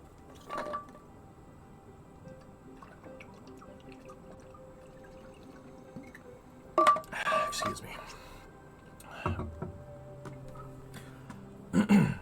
For aerodynamic purposes, I like to put fuel tanks inside of fairings. That's something that I did in KSP1 that I thought really helped with aero. And yeah, we're going to do it again. I'm not exactly 100% I'm not exactly 100% sure how well it's going to work in KSP2 because I don't really have KSP2's arrow figured out. But I'm going to do it at this point for no other reason than it looks awesome. Yeah, Jazzos, you know what you did, you smelly butt. All right.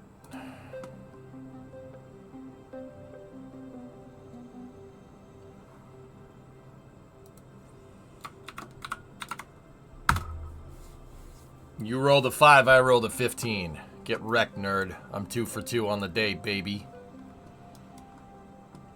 No ads for you, you punk.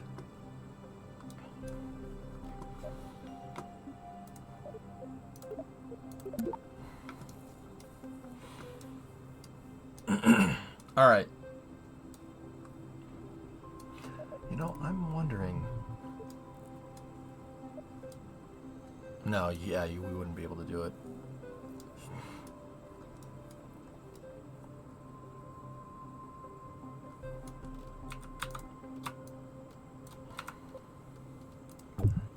Get rid of that. Get rid of those struts. Just for this part. Alright,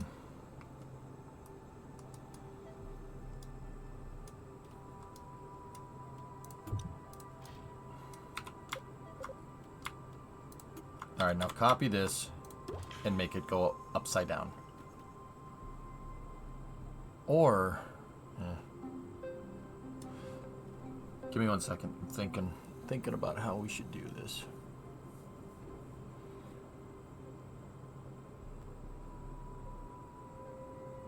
We're going to need the fairing, and then we're going to need a forward skirt as well. So...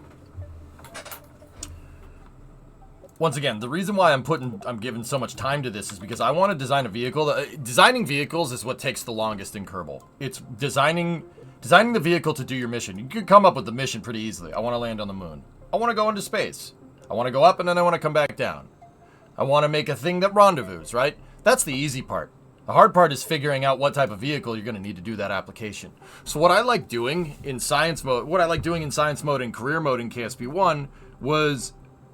The first thing that you do is design a vehicle with, you know, in anticipation of what you might need to do in the future, right?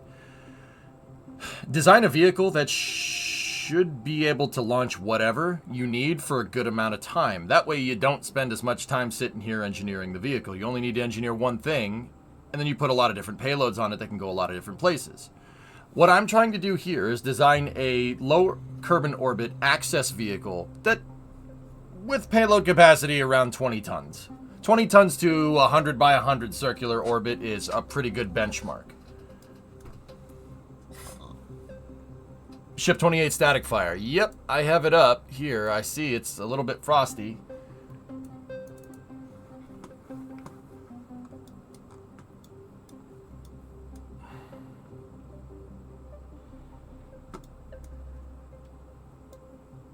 So in this particular case, I kind of know from playing Kerbal in the past what I need to make. But I'm still just making sure everything is kind of okay. Like, can we do this? Can we do that? Is this doable? Can we do this? Yes. So we can make the skirt for the vehicle as well. So take Marvin off there for a second. That's my avionics package. It's Marvin. See? He's got eyes. See him?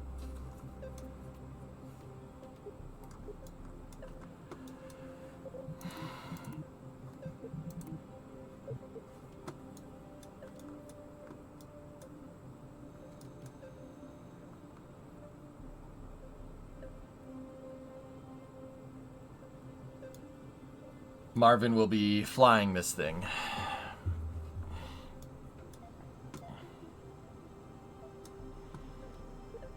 Okay, I have a couple copies of my diameter, so we don't need to worry about necessarily screwing this one up.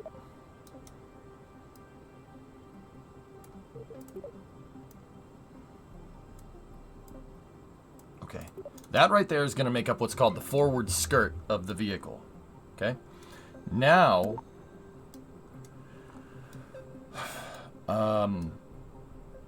let me think. Now I need to make the payload fairing. So let me copy this piece right here and put that one there, and then we can just delete that for now. And then inside of that, we're going to need the avionics and payload attachment fitting here. So that shouldn't be too hard to get that right later. So I'm putting a payload fairing here because I'm not entirely sure what size I want to make this. I have the diameter of the payload fairing, but I'm not sure how long it needs to be. But also, in real life, with rockets, extending the payload fairing a little bit usually doesn't affect the aerodynamics of the vehicle too much. You obviously have to worry about a little bit of aerodynamic stabilization, but it doesn't really affect it too much. The whole rocket is going to be fairings. That's right. Yeah. Uh-huh. That's correct. All right, so this one is going to make up our forward skirt, so I'm going to paint that a different color.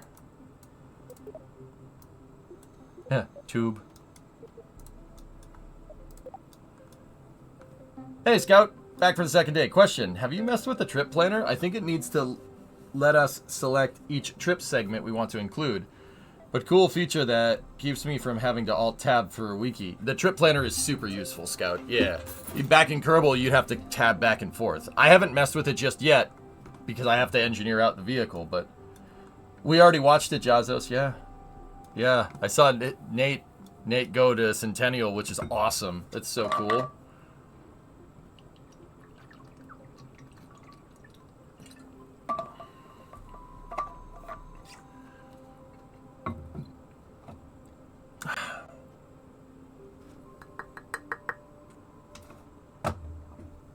All right.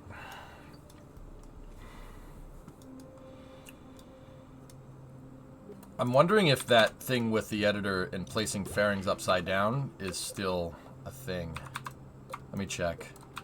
So sometimes when you place a part 180 degrees in KSP, so like that's 180 degrees downward instead of a fairing facing upward, right? When you place struts, the struts would inherit a transform from the fairing's local information, and your struts would end up coming in crossed. So if we do 4x struts and we do that.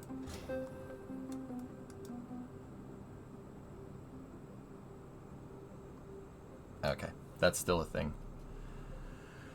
So, what's going on with this? So, in the editor, this is something that has to do with, CAD and whatnot. In the editor, you have 3 axes of rotation. 1, 2, and 3. You have X rotation, Y rotation, and Z rotation. Now, that fairing that I just placed is rotated 180 degrees on one axis, right? Makes sense. So, because these struts are in line with it, they come in straight. But these struts are turned 90 degrees because of the symmetry, right? They're turned 90 degrees. Because they're turned 90 degrees, now it thinks they're flipped. It's inheriting that 180 degree rotation. It's called a transform. The 180 degree rotation transform from the fairing. That's why in 4x symmetry you get 2 struts crossed. Because these ones, because they're rotated 90 degrees, now they're rotated on the same axis that the fairing is rotated. So they end up coming in crisscrossed. They're inheriting the transform from the fairing. So the same kind of stuff should happen if we do 3x as well. With 3 times symmetry, the other 2 struts that I place should be crossed, but they should be crossed at a different angle almost. Yeah, see what I'm saying? It's pretty much the same. But yeah, this happens because you're inheriting the transform information. You're inheriting rotation transform information from that fairing, which is strange. Now, I'm curious to see if running the fairings down causes the same result. It does. For whatever reason, struts inherit transform information from fairings, which is weird.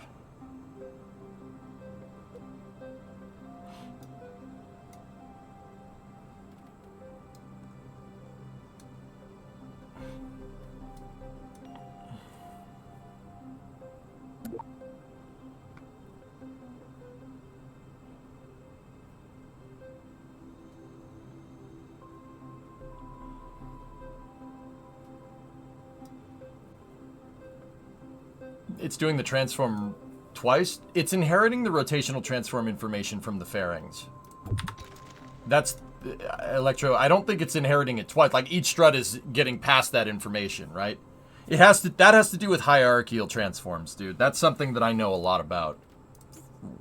One from Kerbal, two from 3D Artist.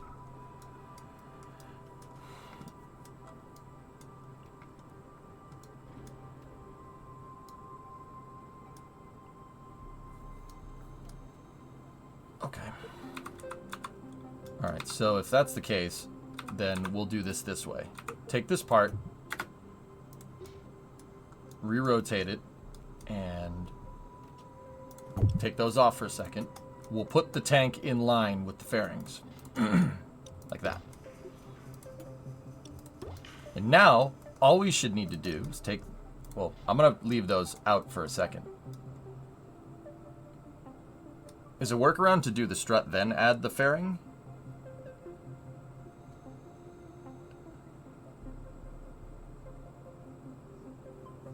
Yeah, you could place first, sure. I have a question for chat. Do we need 90 or 270 bearing to the most efficient circularization? 90, Moo. Wait, 90 or 270 bearing to the most efficient circularization?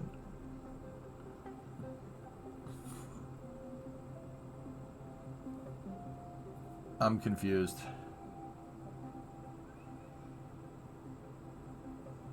From the moon. Yeah, okay, then it's the opposite of that, I think. I think that's what you're asking.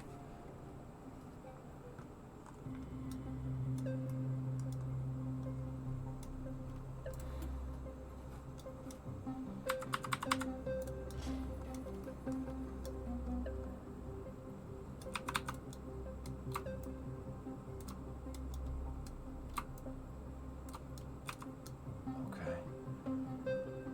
Cool. All right, that fits. All right, so nope, come on over here, you.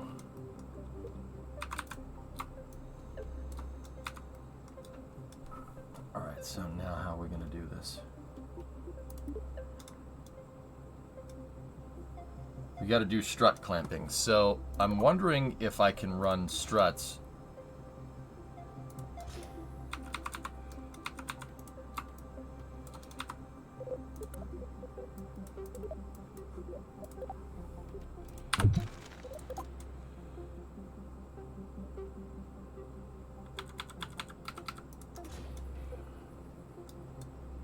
Can we attach struts to a fairing? You can't. Okay.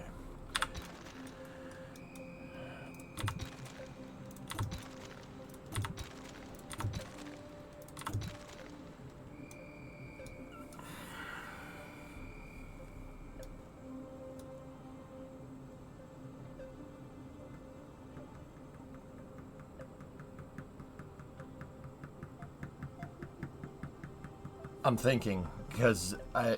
Can we... Nope.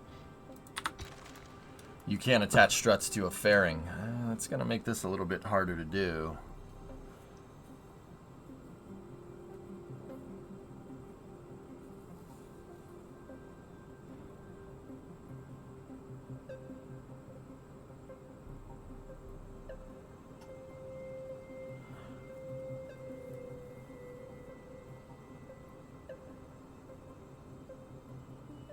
Okay.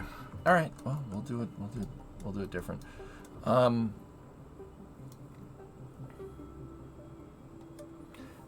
This vehicle's not going to be as solid as I want it to be. It might weeble wobble around, but we're going to have to wait and see.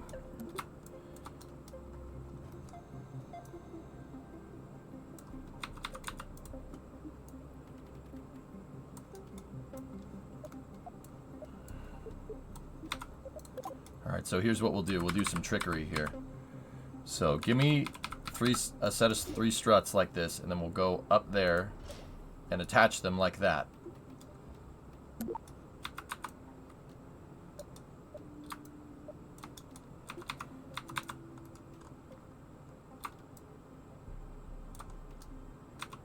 Cool.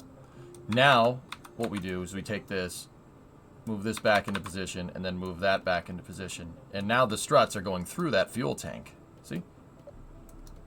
Cool. All right. Excellent. So now, take the other tanks, put them back into 6 times symmetry.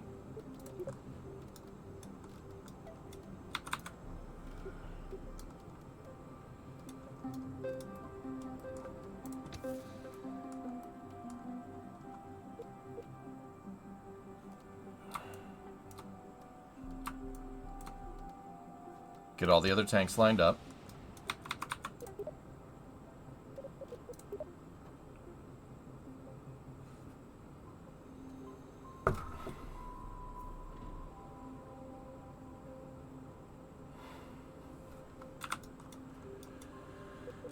Okay. Can we undo? Undo doesn't undo fairing shape.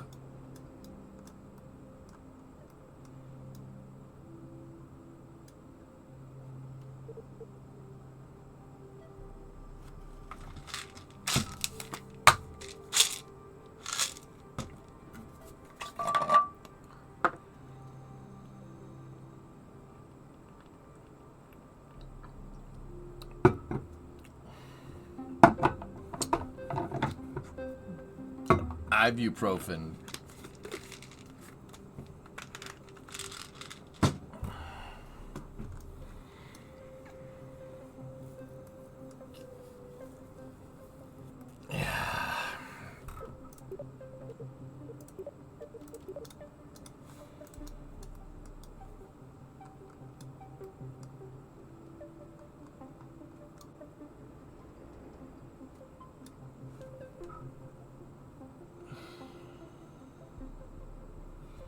I got a little bit of a headache today. It's not from the editor, even though maybe a little. No. Okay. What are you trying to do? I'm trying to build another fairing around this fairing, but it doesn't really want to do it.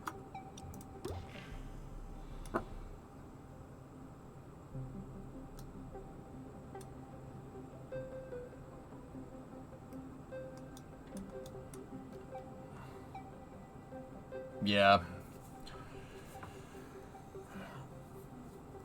It's because it's so damn dry out, I think I'm getting dehydrated. This feels like a dehydration headache. So that's why I'm drinking a lot of water.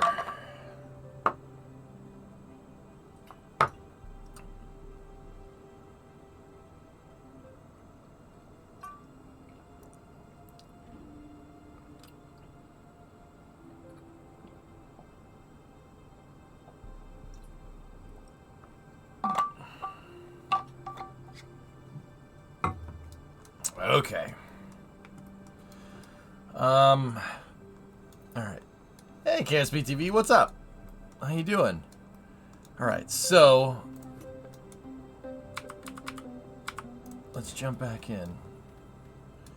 All right, so we can't attach struts to fairings. So if we wanted to make an outer skin for our vehicle here, we're gonna have to see if the auto strutter that they added is going to basically work.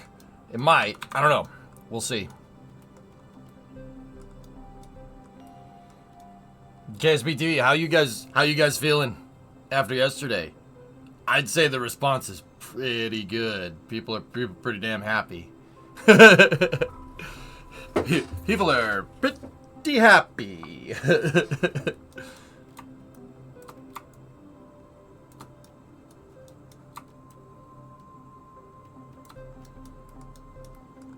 And you didn't buy dunks yesterday. That wasn't dunks. But then again, you don't have dunks. But I still have your gemstone variant from before in KSP2. Isn't it basically this?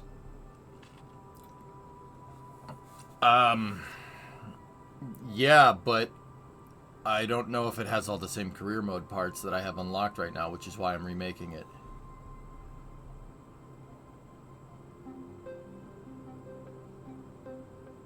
Do you get super tense with these? No, it's just a headache. It's just hard to think. It's hard to think, which is... Yeah, that's not really conducive to trying to put a rocket together in Kerbal, but it's alright. It's okay. We'll figure it out, man. I'm just hoping my voice holds up, because it definitely hasn't. Alright, let me just make sure that I didn't revise this and this is the same fairing diameter. So, get rid of those for a second, get rid of that. Yeah, alright, cool. We good. Hey, get back here.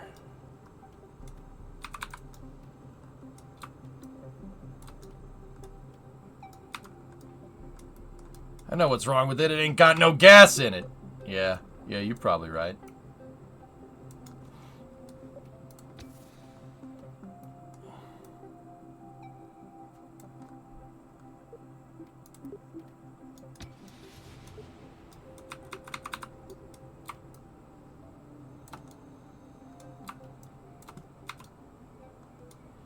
Okay.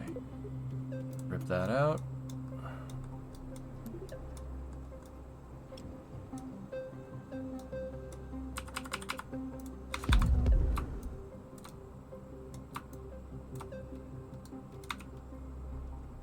Truck update, you're getting sued. Oh.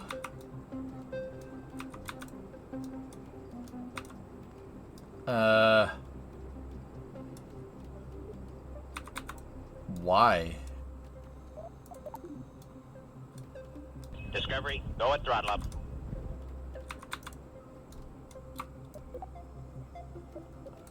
Hey Orion, what's up? Yeah, people were saying that may have been Scamarino.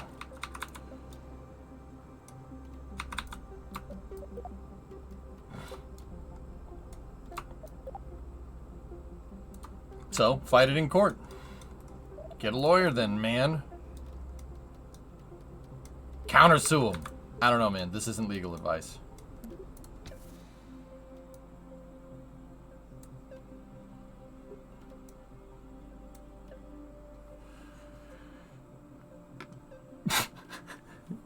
Alright, so let's see. Can we modify this fairing? Let's take a look. Will it let me, even though we have parts clipping into it, I'm wondering if it'll let me mess with it. Alright, shut off, snap there. And check. Ah.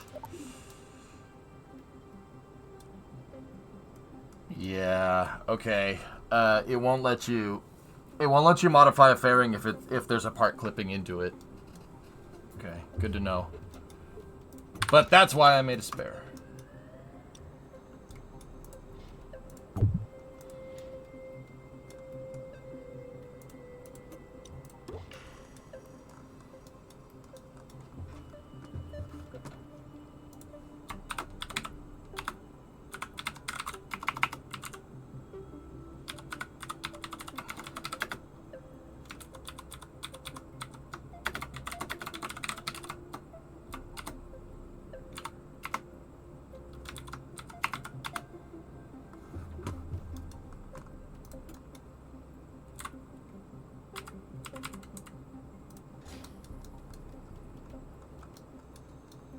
Alright, so we're going to need to move these tanks out.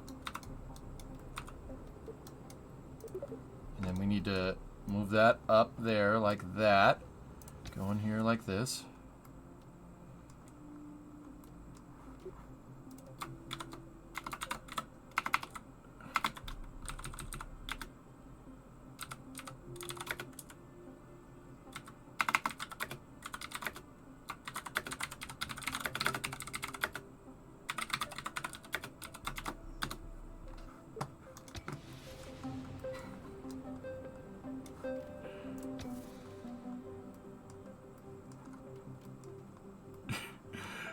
Thanks, W. I'm just messing, man. Just messing. Alright, so can we checkbox that? Yeah, there we go. Alright, cool.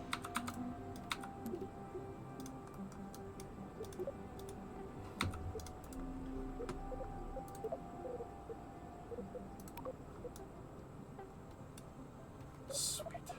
Set that to a shroud. Now, let's go back in here like this.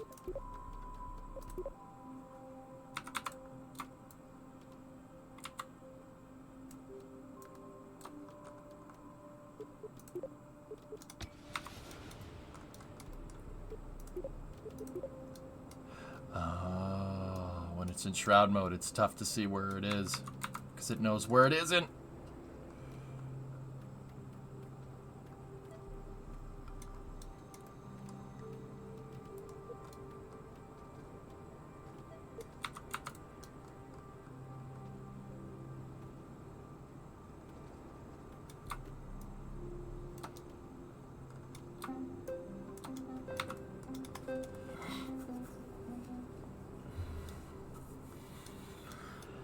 Okay, so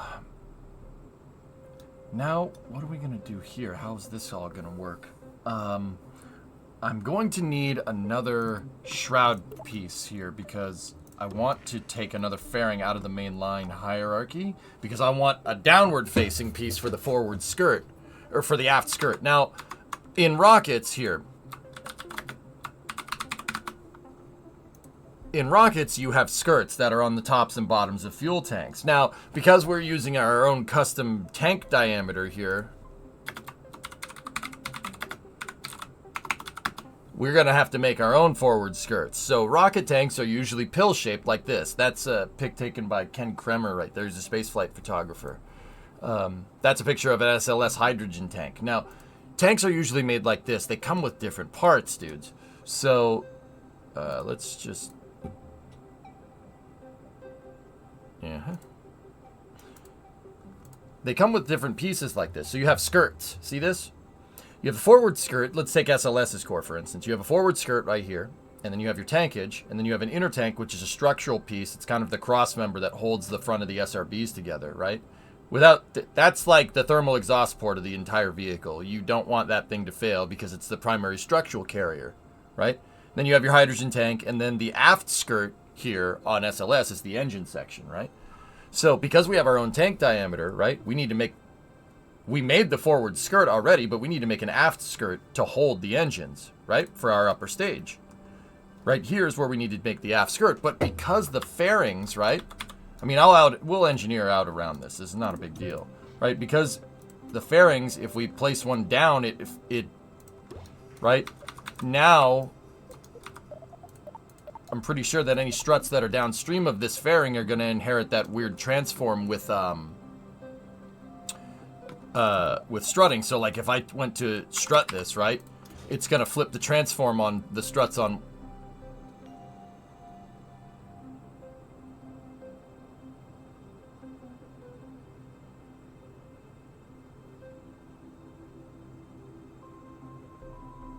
On one axis. Huh. Alright. What happens if I place that?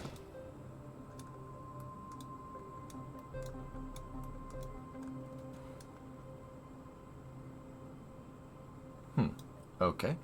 That was cool. That was neat.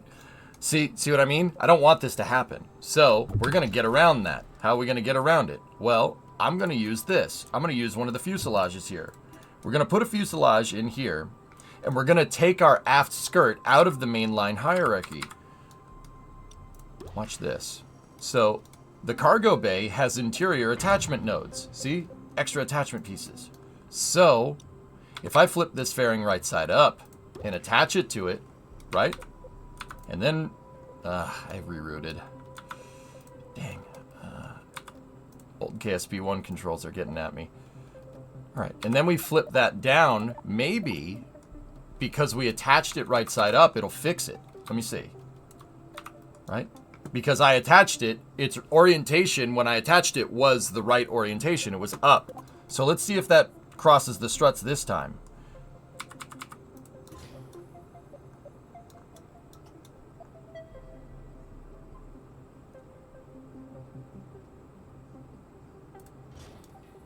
Yeah, it still does. All right.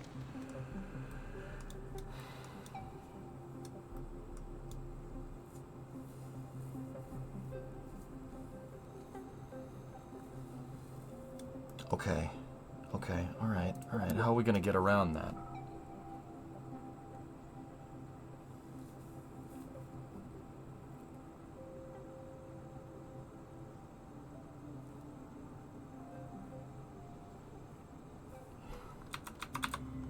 Yeah, 95. In deep space, with a 7-part count probe, I'm getting over 300 FPS.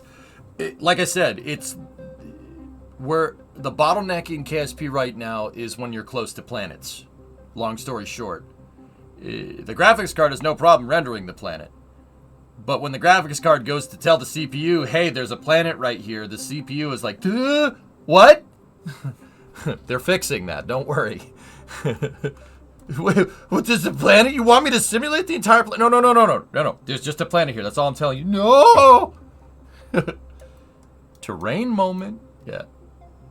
Yeah, pretty much.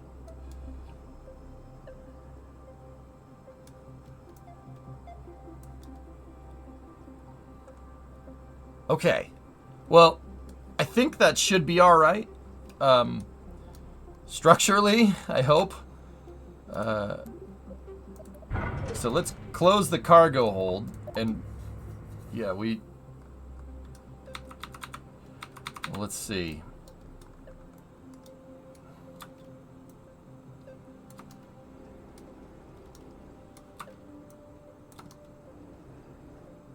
Alright, we don't want the tanks to be poking out here so much. Nor do we want them to be poking out of the bottom so much either. So let's go ahead, move this down a little ways. Right? Okay, so now we got to be careful. Because I needed to make the stage longer a little bit. Now what we got to do is make sure that no parts are clipping into that thing when we go to try and move it. So, or else it's gonna have a bad time. Gonna have a bad time. Alright, so go over here like this. Go into our fairing. Go like this. And just move it up a smidge and we're getting better. I am onto your tricks, KSP editor. I will break you. I will be like Ivan Drago. I will break you. I must break you.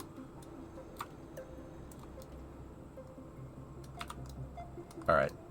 So, now take this. We should just be able to move this back into its default position, and boom. Now we have an aft skirt. So, take this. Technique. Technique.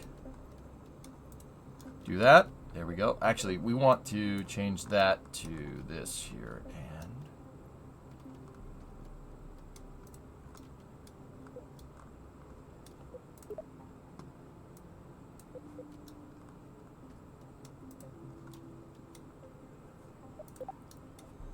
I must break you. What is this? A Kerbal stream? No. No. This is an EJ stream, but that's not important right now. Alright, now let's take this thing out here and just temporarily, I'm going to put this over here like this. We're going to go back into ISO.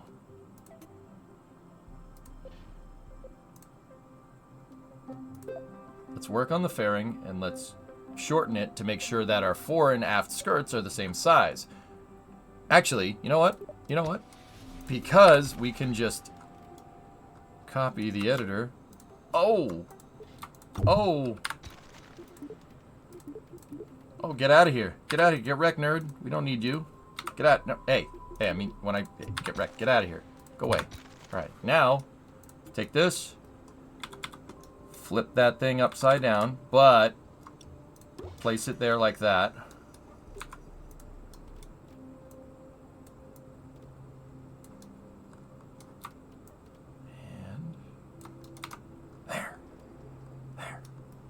Got a happy little skirt right there. Happy little aft skirt. Look at that. And it's the same size. Now we got a rocket stage. Now we're talking. So what the other thing that I'm going to do is I'm going to take that piece, that skirt piece. We might need that again later. So I'm just going to leave that over there. This is a movie reference stream. Yeah, of course. All right. Now let's see. How tricky can we get here? Oh, it did not like that. Struts seem to be inheriting a transform. Oh, wow. Okay. They seem to be inheriting a transform that's affecting their direction and symmetry. Like, I'm wondering if I place a single strut, is that going to make a difference, right? Okay, so see, here we go. This is troubleshooting and bug squashing 101. Struts are only inheriting that weird transform when they're in symmetry. When they're not in symmetry, they work just fine. But struts are inheriting a rotation transform, I think. I'm pretty sure. In symmetry of a part that's placed in a in the wrong orientation. I think. So if I tried to go and do that exact thing in 6 times symmetry, right? See what I mean? Some of these struts are attached 180 degrees opposite of where I attached originally. The reason why is if we go down in here and take a look, right? Look at the angle. That angle right there, that's 180 degrees out from that angle. See what I'm talking about? Also taking into account the rotation of the strut relative to original. See what I mean? How all the struts go in the same direction. They're all reciprocal angles. So that means, once again, you're inheriting a rotation transform from the part that you attach the strut to. That's easy. That shouldn't be too big of a deal to squash that out. But yeah, it's not even intrusive enough. We can engineer around that. That's no problem.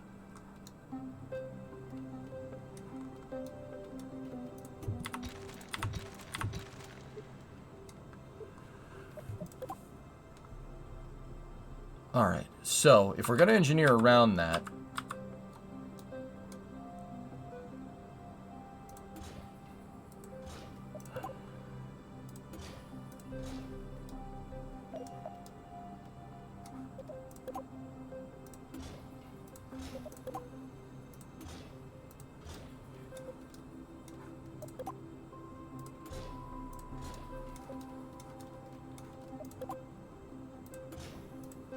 see?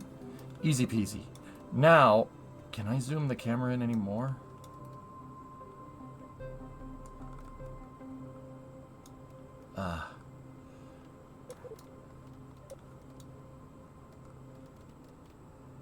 Those are all more or less the same length, but if we, like a world snap right here, right? That would make it so it would be really easy to set them all to the same length, but no problem.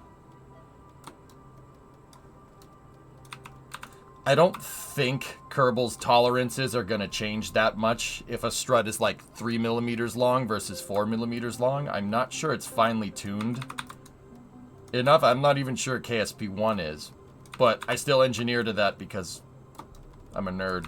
What do you want? It has to be precise. I don't want to know what it was designed to do. I want to know what it can do. Show KSP TV the strut oddity? Oh, yeah, sure, I guess. I mean, there's, let's see. Okay, so here. I have the fairing. That fairing that you see right there is placed 180 degrees out. So, like, fairings are designed to go up. I took the fairing and I rotated it 180 degrees on one axis, right? So if I go to try and place struts, right, on a fairing that's upside down, when you're placing struts in symmetry, it'll reverse the axis. It'll give you a reciprocal axis on your strut vector, I think, as opposed, like, from where you originally wanted it to. So, like, check it out. I have 6 struts that are on a fairing that's rotated 180 degrees upside down. Some of these struts might come in a little wacky. See what I mean? The ones on the struts that are rotated 90 degrees off, right, in symmetry, are inheriting a reciprocal strut vector value, I think. I might trying to... It's been a while. I might be a little too technical. I'm probably not even using the right words. Long story short, the 1, 2, 3, and 4, because they're rotated, they're picking up the fairing transform from that fairing that's rotated 180 degrees out, and the strut direction is 180 degrees off of where it should be pointing. Yeah, I get what you mean. I believe this is a known I believe that's known. Symmetry placement is a good amount of work still to do. Yeah, okay. I was fairly confident you guys probably knew about it already, but just in case. I'd have to go, I mean, asking always helps. You know? But cool. If you guys know about it, then yeah, don't listen to me. I'm just doing my thing. I'm finding ways to break the editor. Sorry. My bad.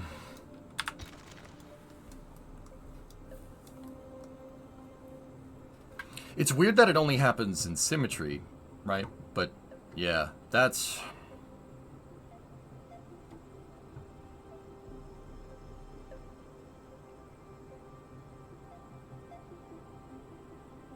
I'm trying to think how you'd fix that.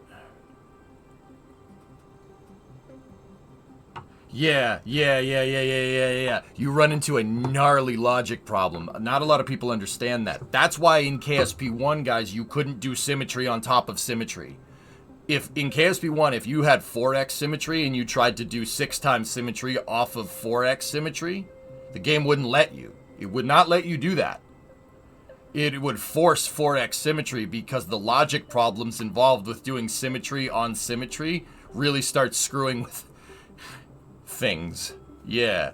So that strut symmetry thing might be a little bit harder problem to solve than, oh, just make it not inherit the transform when it's upside down. Maybe. I don't know.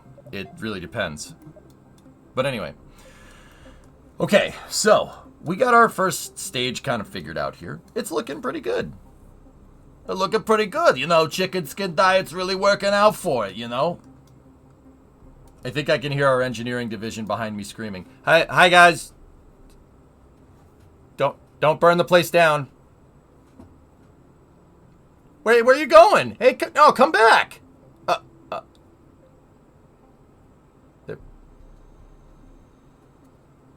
They're probably not coming back, huh?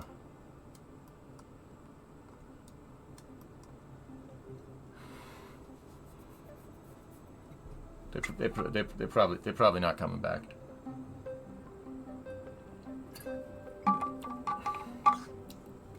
Oh well, we have no choice but to keep building.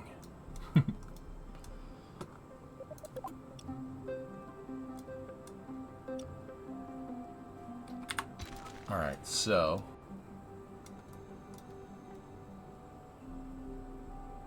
I mean, Phil, it's kind of what I do. It's kind of my thing.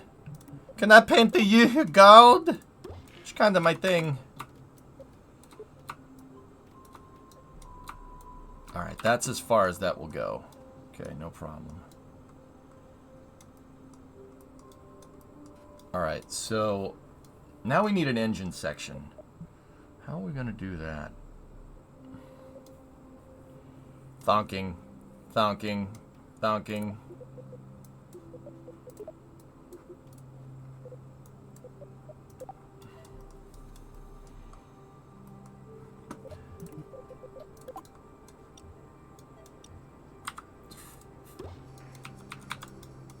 Yeah, buddy.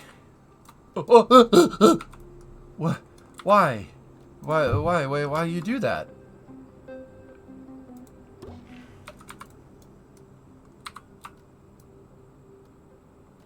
Oh boy.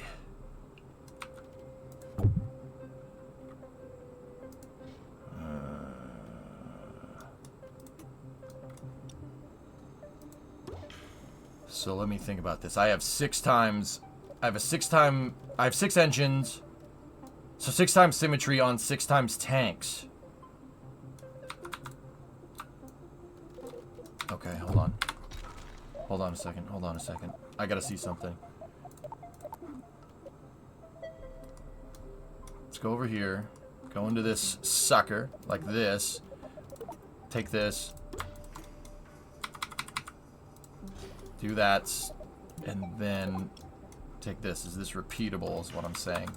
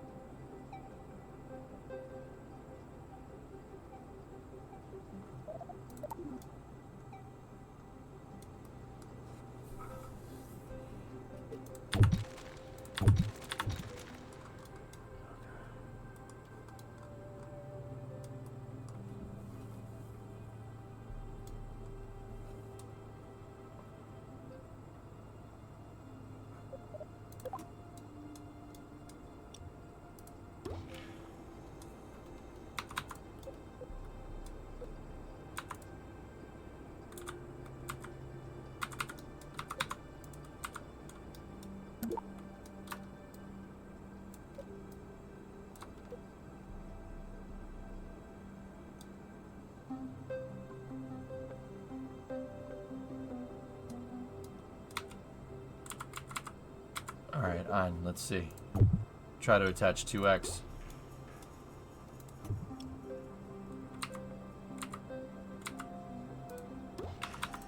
Oh, that's what it's doing. I got it. Yeah, it's because... Okay. Alright, cool.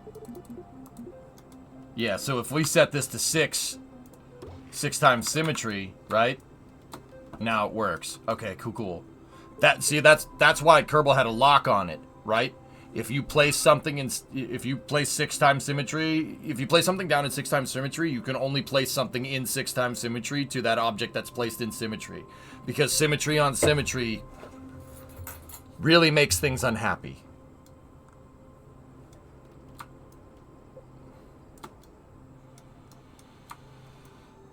Like, really makes things unhappy. As you see. Do you see? Sirens going on at Boca. Alright, hang on, guys. We're going to take a quick detour.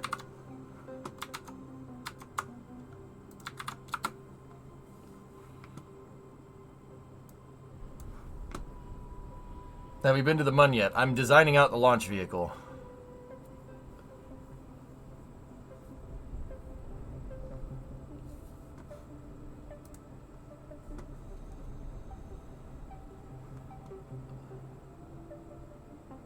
Alright. Well, so this is SpaceX Starship Ship 28. 28 seems to have some cryogenic propellants loaded into it. Let's see if some fire comes out here. Oh, don't worry, Jim. The rockets will cut the ribbon.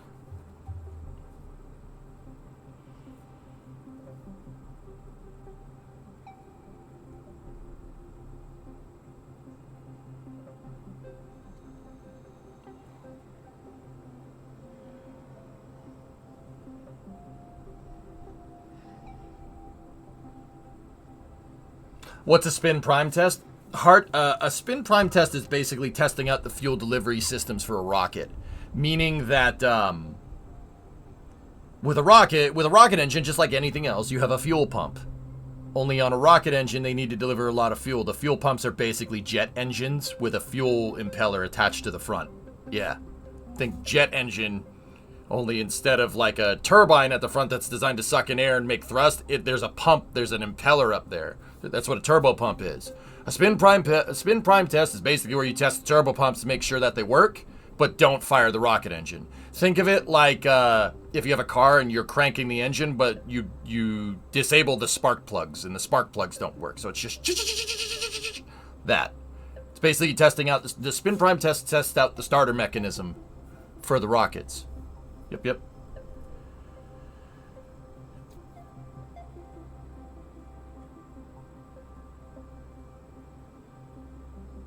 Okay, JD, no problem. You're a dozen seconds behind.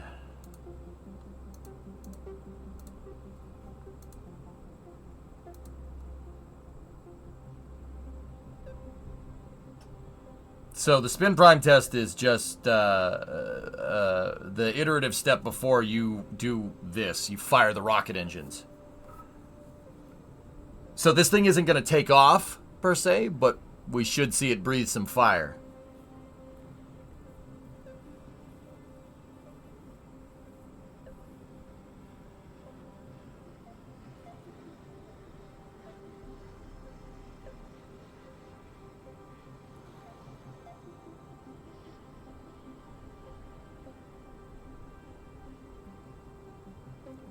Chad, refresh my memory. The siren happens 10 minutes out, does it not?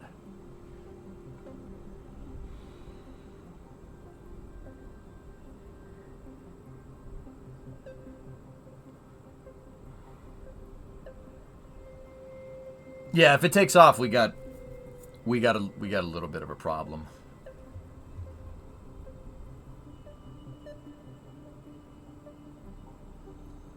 I like how that one tank is still dented. This guy? Yeah.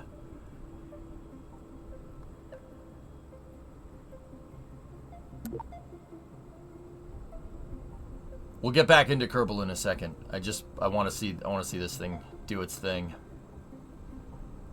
Why is it dented? These tanks are dented from when Starship launched. Its first stage kicked up so much crap that it threw debris into the tanks.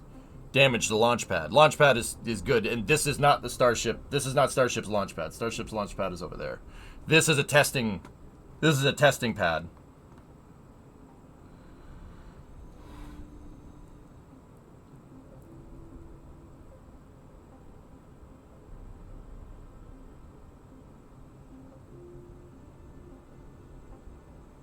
What's the mission for this ship? Pete, Ship 28 here will be involved on a test flight probably sometime early next year. Its mission, basically at this point, is to get into space. Yeah, they're testing it right now. She ain't gonna launch into space today. The Starship by itself doesn't have enough fuel to get all the way up there.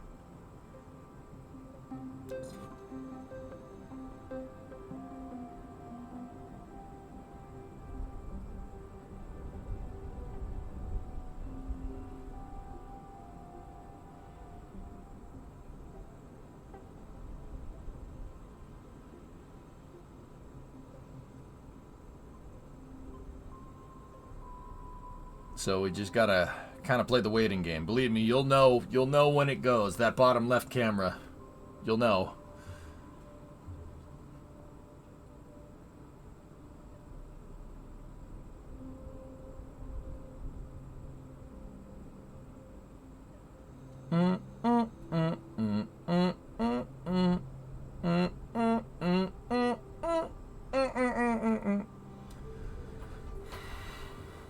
So she looks like she's tanked here, but yeah, we'll see.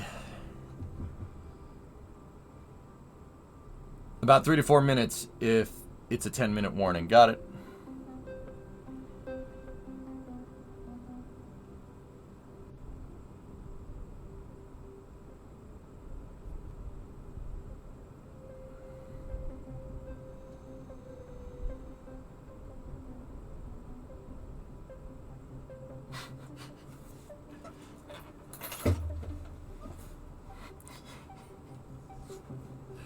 Damn, Dish.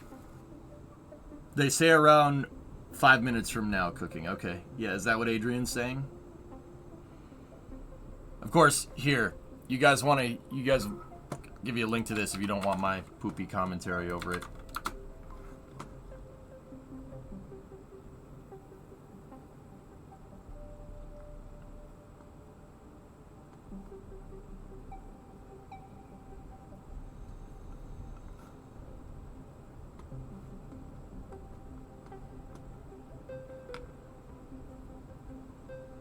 Yeah, those tanks are a long way away, dude.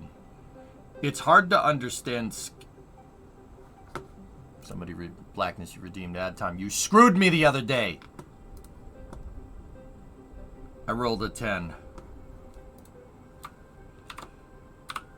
Let me type this into chat. Oh, you rolled 18. I swear, dude. I swear. If this thing fires when someone's watching an ad, we're gonna have words. We're gonna have some words.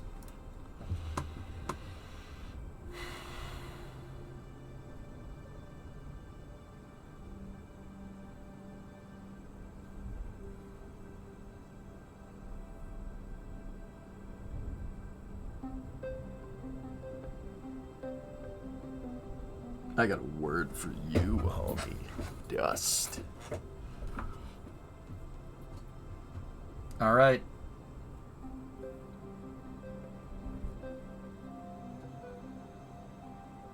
Deluge first, right? That. Yes. Okay, so SpaceX started to spray water down on that pad. Spraying water down is pretty much a good indicator that this thing's about to do that.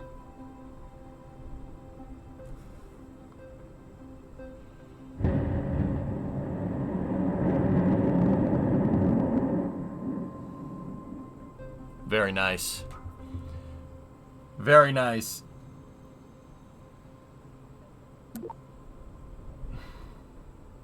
That looked good to me, dudes.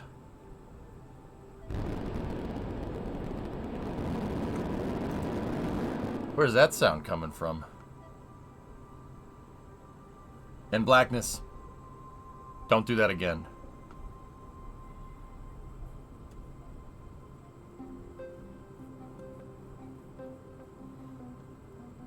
Discovery, go at throttle up. Let's rewind that real quick, and then we'll jump back into KSP. That's a great sound. Really wish that didn't happen, but it did. You know, it's just my ears. Whatever. You don't need those, right?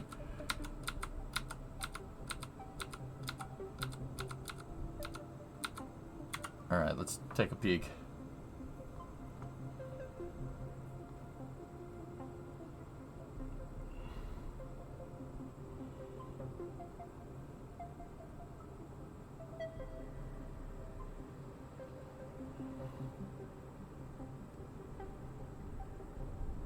Yep, that was all engines.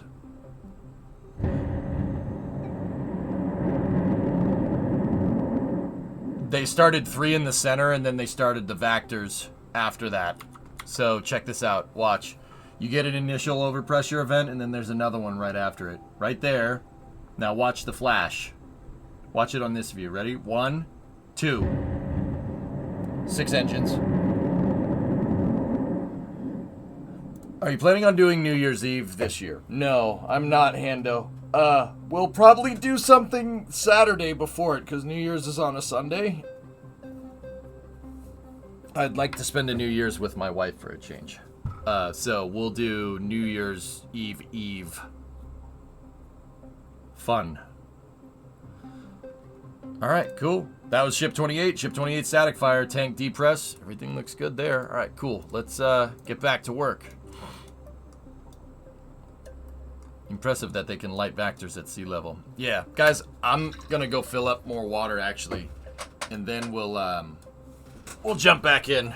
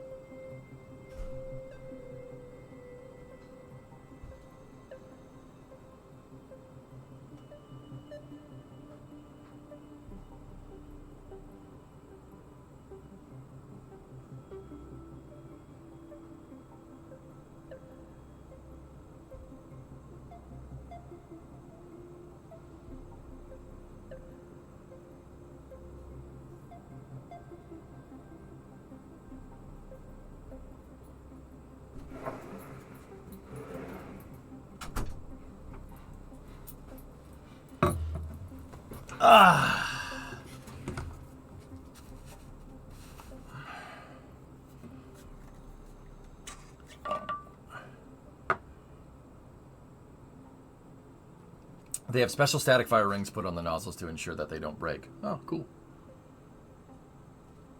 All right. Now, we need some engines here. But what I want to do is I want to try to make these kind of look structural almost. How much mass are these things? Oh, okay. 38 kilos. No problem.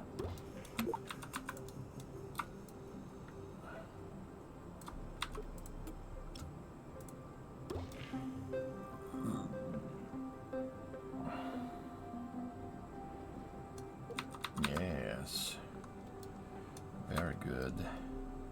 Gotta move these in a little ways, right? Let's see if we can kind of bunch them up a little bit. Bunch them up a little bit, and then we'll do, just for looks, we'll do some Saturn 1B, or Saturn 1 upper stage style, and tilt them out a little bit. That'll look pretty sweet. Now what I'm going to do is get the struts again, and my motor mounts, those structural pieces that I'm using for a motor mount, we're going to go up here like this, and I'm going to attach them up there.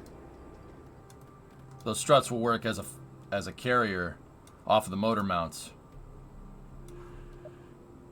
to make sure that this thing doesn't break. All right, excelente, very nice.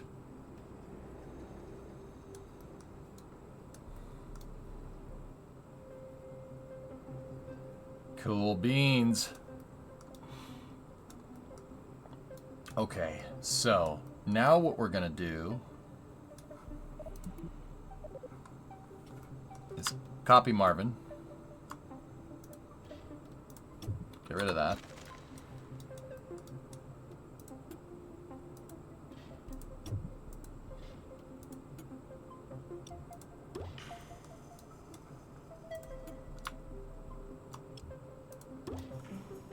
Actually, I won't attach Marvin here, but we'll keep a spot in there for a probe core. Marvin's gonna drive up here. Actually, you know what? I changed my mind. We'll have first stage Marvin and second stage Marvin. Yes. Cool. All right, so now what we're gonna need to do is grab an inner stage here.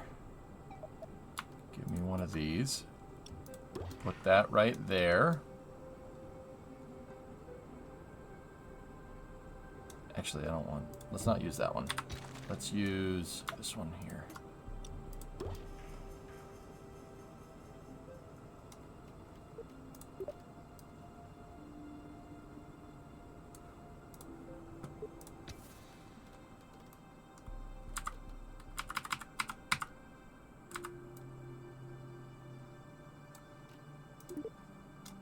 Yeah, buddy.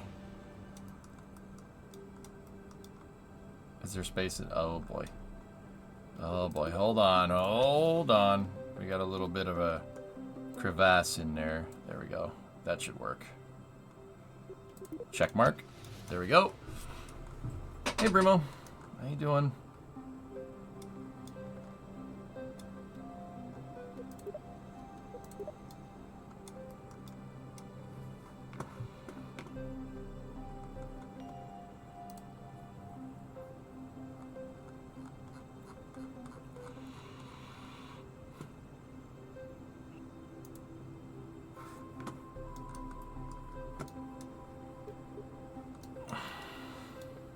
This editor is so cool. I love the orthographic views, Oshidash. I would want a grid to be able to snap stuff to. And, like, super stretch goal would be able to set the increment on the grid.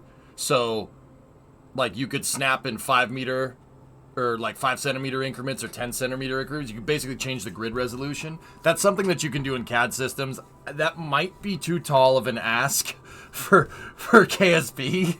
Not even KSP1 has something like that. But, I mean, you miss 100% of the shots you don't take, right? Like, but the isometric views are awesome. I love this so much. This is one of my favorite parts of the KSP2 editor. That's such a good idea, dude. I wish KSP1 had this. Won't the bottom Marvin get melted when you light the second stage? No, the rocket engines aren't pointing at him. And we'll use a more traditional stage separation, guys. We're not hot staging this thing. In fact, you actually reminded me that I need to do that.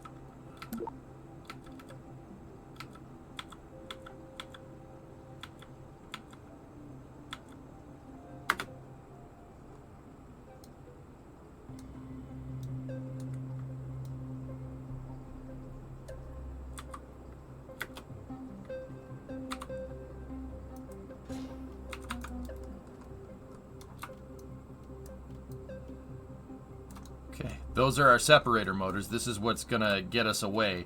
In rocketry, these are called ullage motors. The ullage motors, or just separator motors. You could call them either one. On Saturn-style rockets, there are ullage motors because they use tank ullage to make a rocket engine. But that might be getting a little bit too complicated for explaining in KSP. But long story short, you need to get your second stage away from your first stage when you're staging. There's also something you got to take into account, and that's called propellant slosh. So if you have a first stage, like say my hand is the first stage, right? This is my second stage, my water bottle. You go to push that away, listen. That happens. Your propellants aren't settled. You have to settle the propellants on the bottom of the fuel tank. Why? Because feeding gas into a liquid fuel engine is not a good idea. That's a really good way to make an explosion. The liquid fuel engine is gonna basically ingest some gas propellant inside of the tank, gaseous propellant inside of the tank instead of liquid propellant. This causes explosions. So you need something to be able to put the vehicle under a slight acceleration during separation to settle the propellants at the bottom of the tank.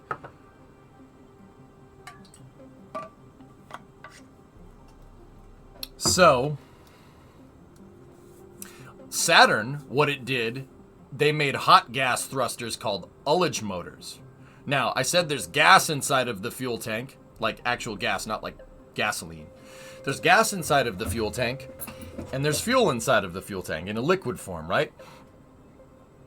As the fuel drains, gas gets released into a tank to make sure that the interior pressure in the tank doesn't change. There's a low delta P there, no change in pressure. The gases, the pneumatic system that you're using to fill up the tank as it drains, as your rocket motor is firing, is called ullage gases. Now, what Saturn did was take the ullage gases, and they had small hot gas thrusters that took gaseous oxygen and gaseous hydrogen, combined them, and psh, you made a little woohoo, right? Actually, I'm not sure if that did that. I might be thinking of something else. Either way, solid rocket boosters, little tiny solid rocket boosters attached to the side will also settle the propellants. SpaceX with Falcon 9, for instance, uses a pneumatic push rod. So the first stage pushes the second stage away and puts it under acceleration that settles the propellants, and then the upper stage engine fires. So you have to be able, obviously you want your second stage to get away from your first stage, but you have to settle the propellants as well. Now, you don't need to do that in KSP, but you do need to get them away from each other. Because, as a viewer said, the rocket and Marvin, the Marvin avionics package that we're using on the first stage, well, he doesn't want, see, look at him. Look at him, he's so happy. He doesn't want to get blasted by the rocket engines inside of a confined space. Be a lot cooler if they did. He's just a little guy. Look at him. He's like, please don't shoot the rocket at me. So I'll put separator motors here. And to make sure they're not firing down at the first stage, we'll tilt them out a little bit.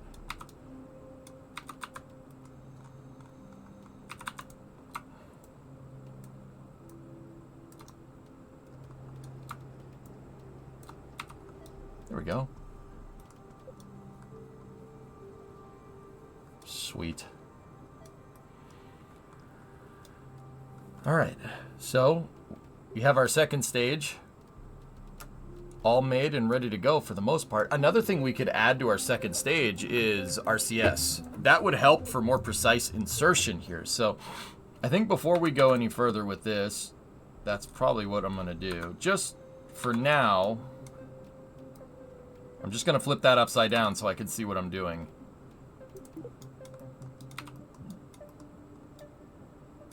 I've never heard you talk about it on stream before. What are your thoughts on October Sky?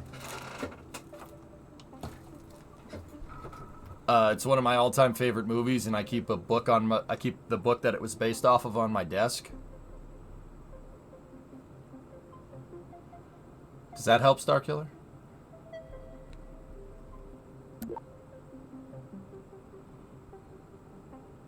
You should have known. Sorry, man. I'm a nerd. What do you want? That's seriously, though, it's one of my all-time favorite movies. Yeah. And I watch a lot of movies. You know that. Yeah, that's a first edition. Prodigious! That's right. Mr. Hickam. Huge inspiration for your boy. How's KSP2 looking these days? Good. Science mode is very fun. Very fun. I'm building out a good rocket for exploration, science and exploration mode here.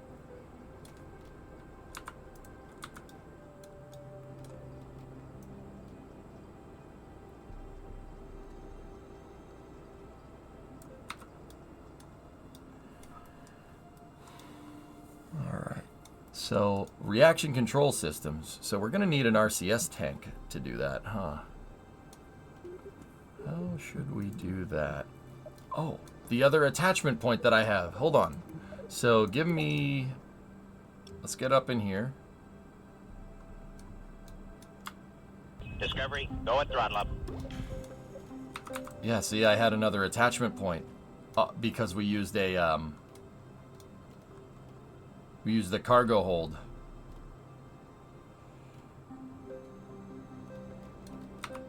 Seema! John Seema! Da da da da. Da da da da.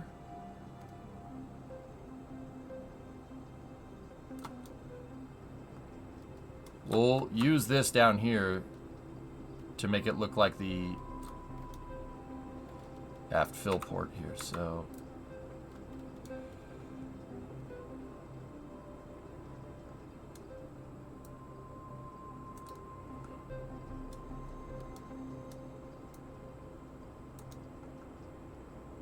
Sweet.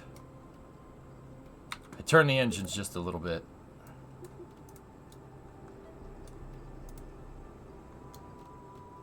To make it look like we're pulling out of the bottom of the fuel tank. But, in reality, that's our monopropellant tank. Don't tell nobody. Alright, now we need a place to mount my reaction control thrusters. So, what type of thrusters do we need? Most stages, upper stages that fly today, Centaur 3 on Atlas 5, DCSS on Delta 4, there's only one of those left. Well, that's not entirely true, but you get the idea. Falcon 9 second stage, they have basically steering thrusters back here. So they're in 4x symmetry and they look something like this.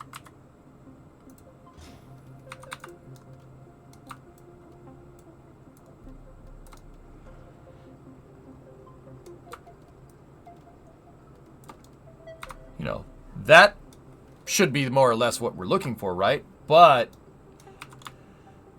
what they end up doing is something like this. 1, 2, 3, 4. 1, 2, 3. They have redundancy to the system here on purpose.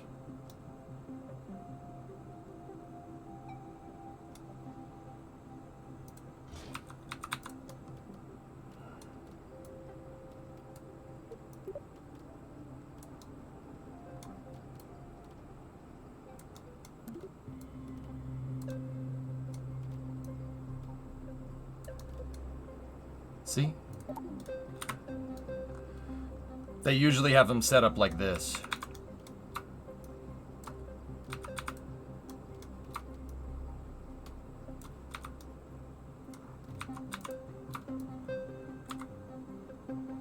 See, this is where that grid snap really needs to be done. Really would help me.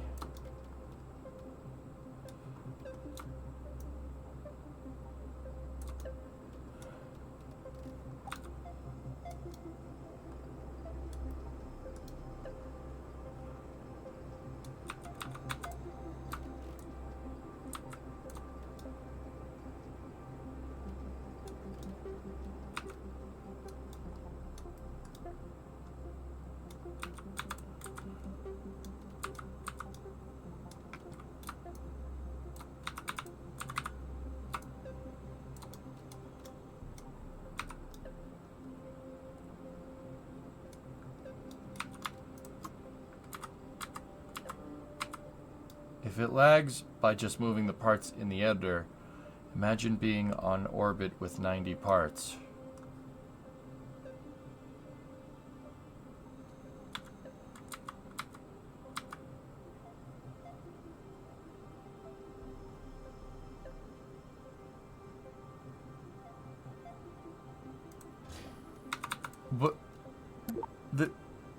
But that's not how that works at all.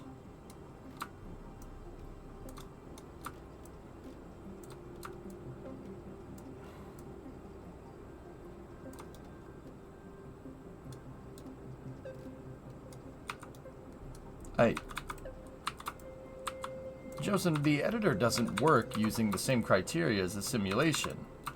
And in fact, you'll probably get better frames up in space. To be honest.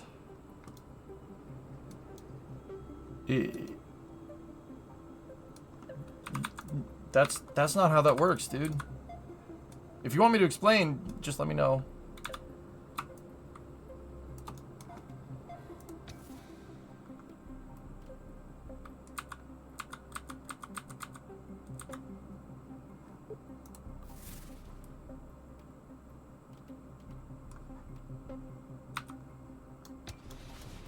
There we go.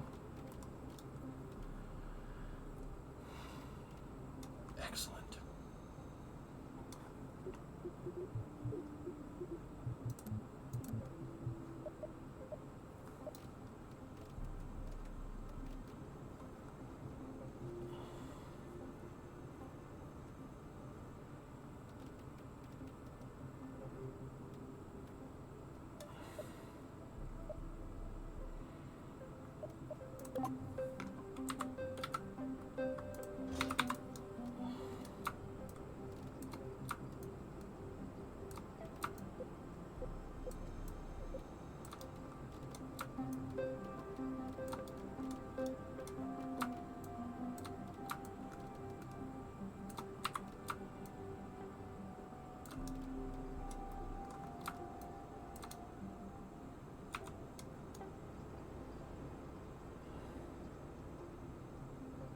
I was gonna try to be a little trick and vary the antenna to make it look like a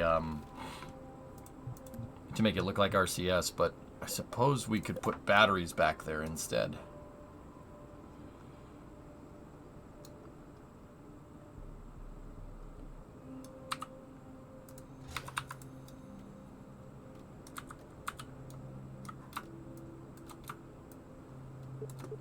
Are you building for a crude moonshot? I'm building for a rocket that can do whatever.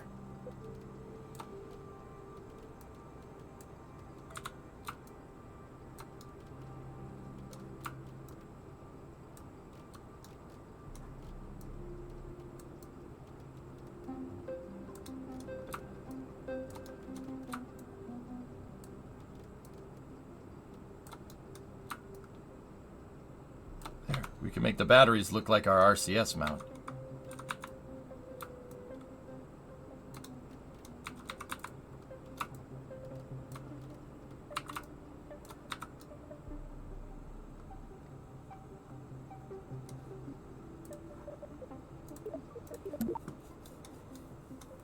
All right. So we have monopropellant. We got our separator motors. That won't be staged. That one will. That forward skirt will not. That one goes down there. That's payload separation right there. These can go all the way up at the top. Goalie, what's that?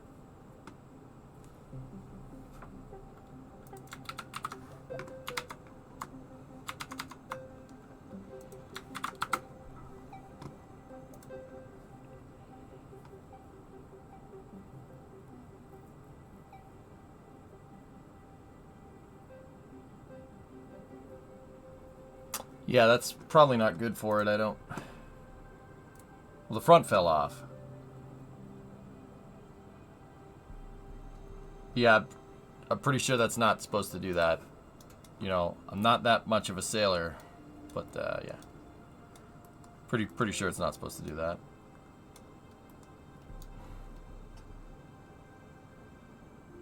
But has it been towed from the environment? Yeah, but the front fell off.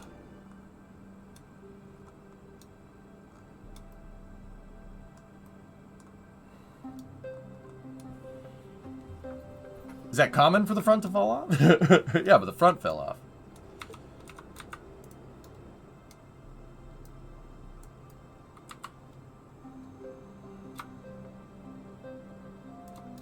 What the heck? Hey.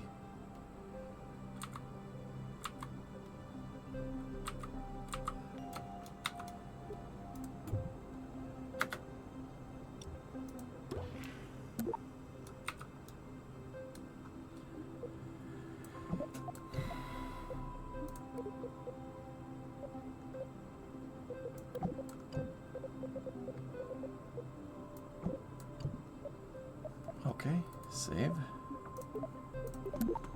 All right, cool. Now, let's make our first stage here. So, let's see. Now we got to do some testing. So we have our upper stage, right?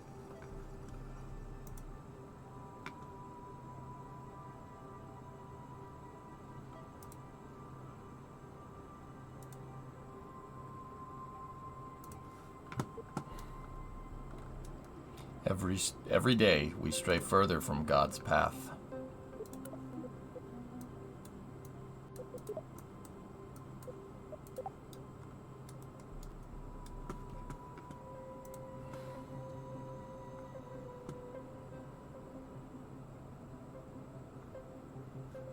Yeah, the National Space Council. Cool.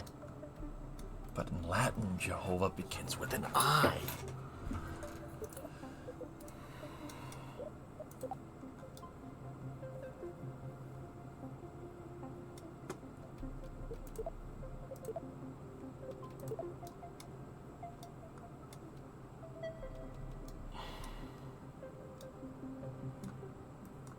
All right, so now we got to do some testing. So, let's see.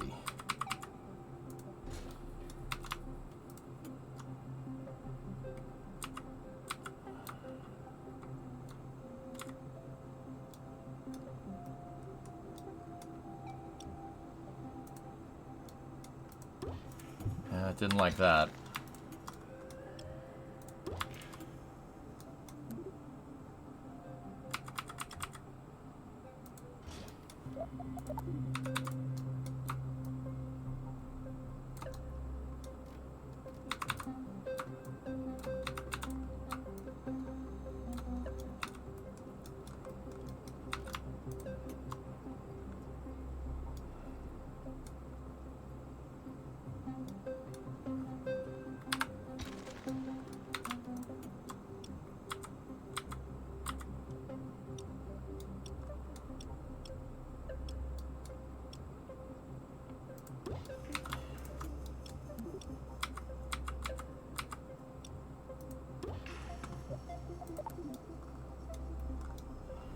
All right, so what does this give us? We have 3 rows of tanks here, and we're going to need to design the skirts and everything for it to make it look right. Why do you attach auxiliary tanks to the center instead of the tanks above them? Torch, disregard how I put this together completely. I'm just trying to get some numbers.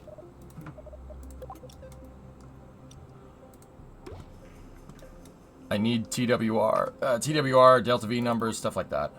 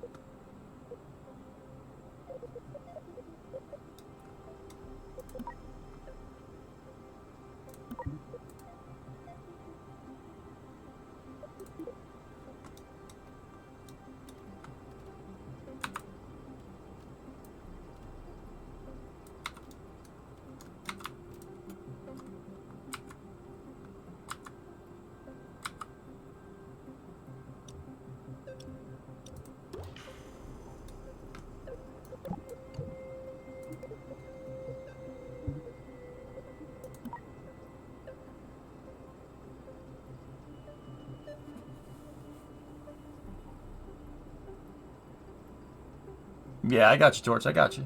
Yeah, man.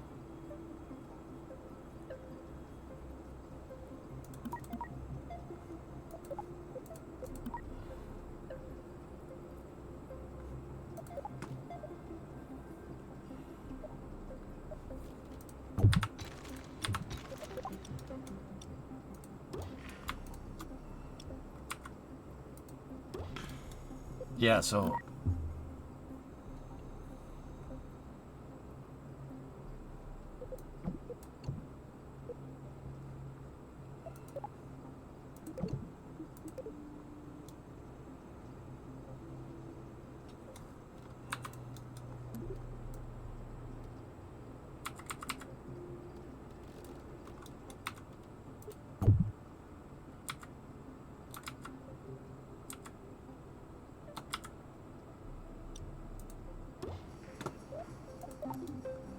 we really don't have good thrust to weight right here. I don't think this thing will even go up. Okay, so that begs the question, how many engines are we going to need down here to get the TWR? That we do need.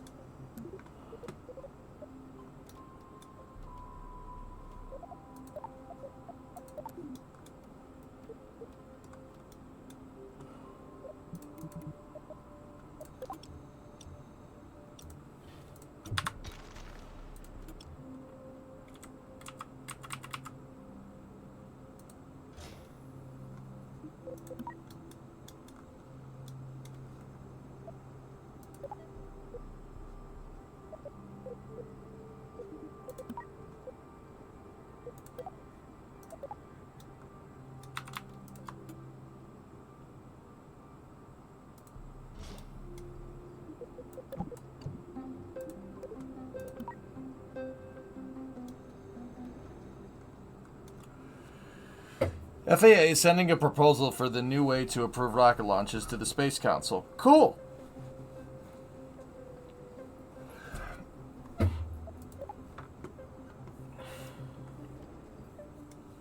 Neat.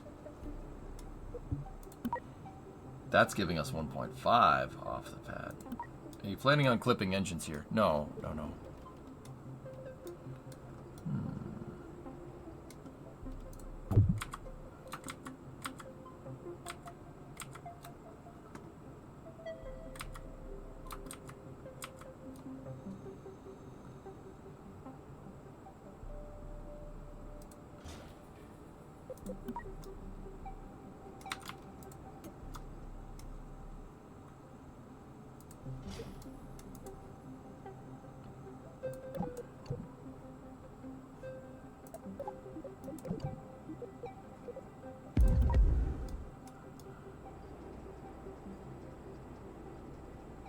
Just one more booster, bro.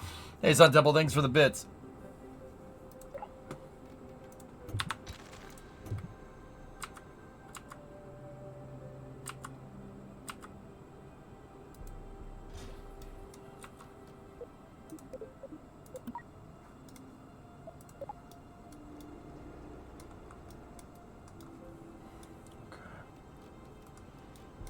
Okay.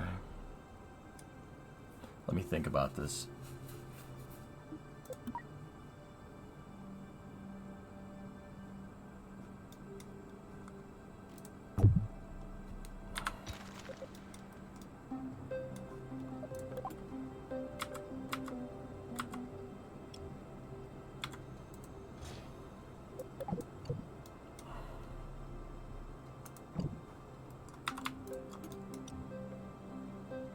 That's 6, that's 7, 8.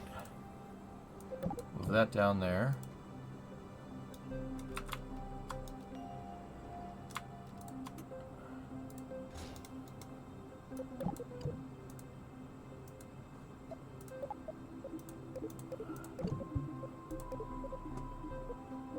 That's with 9. So what I'm watching here is basically, what I'm looking for here is the right amount of propulsion that I need.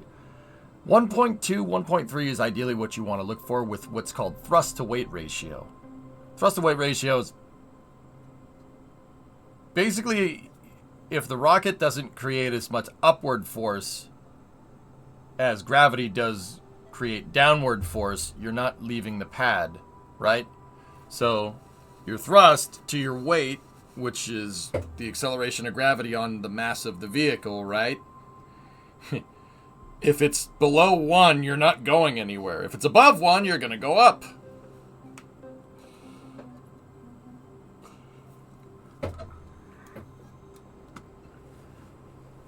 Bandit, I have a headache. I don't think I have the bandwidth to be able to do that and engineer this at the same time.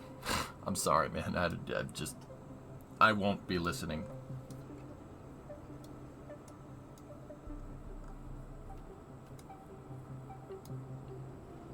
No, it's all good, man. You didn't know. My head's bumping, dude. It's super dry up here, like, because it's been cold. Ironically, it's been raining like crazy, right? But the humidity is like zilch. So I'm pretty dehydrated right now. I'm kind of nursing this headache.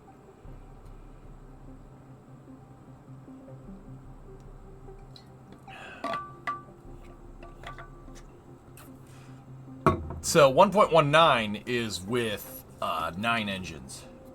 Welcome to Arizona. Yeah, see, I knew you'd understand. You don't keep on top of your hydration game. You're not gonna have a good day now, huh?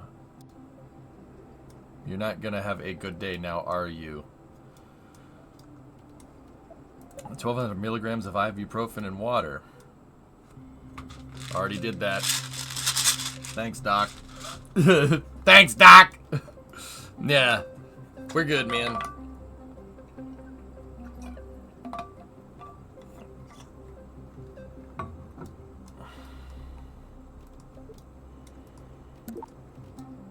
Alright, so 9 engines aren't giving us the worst number. 12 was giving me the number that I really liked.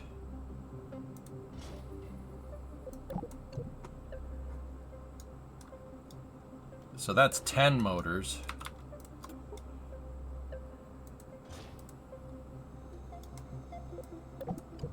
That's 11. That's 12.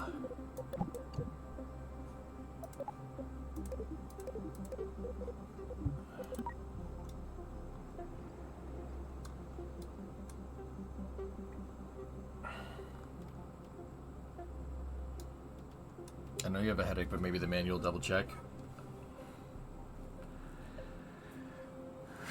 Those numbers are right, dude.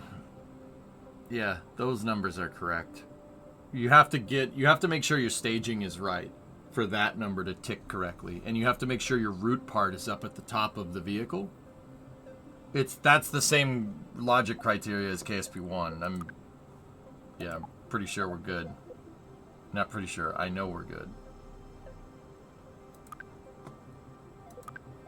Can we get any science fast for better engines?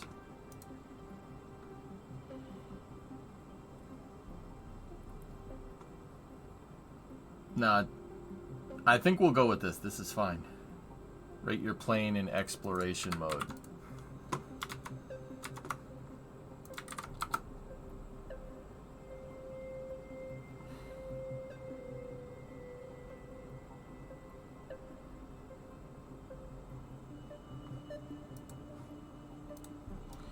These are the steering engines.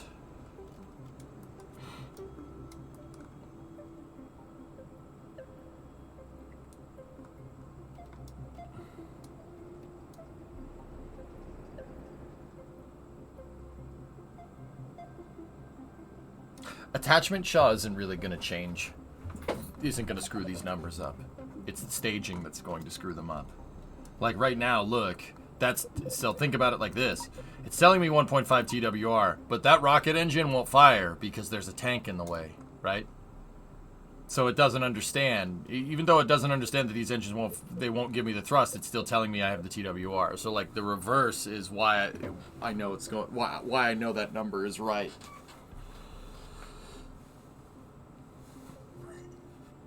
You have to land a lander can on a point of interest on the opposite side of Kerbal, so I sent that on a suborbital trajectory.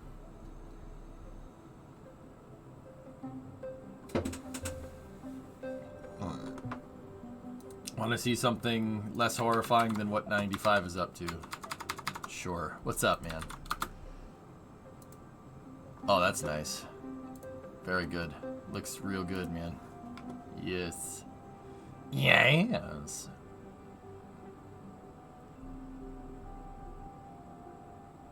That's a good model, dude. You did good. It definitely looks the part. I like the blue. Yeah, I was gonna say that's yeah, that's pretty hardcore. Anyway, all right, for our rocket here, I think that's it. I think this will do it. I'm pretty sure these numbers look about right. 1.54 TWR because it's me. I mean, keep in mind we're just checking right now. We got a checking. All right, so dump that. So we're aiming for 12 engines. How am I gonna fit 12 engines down there?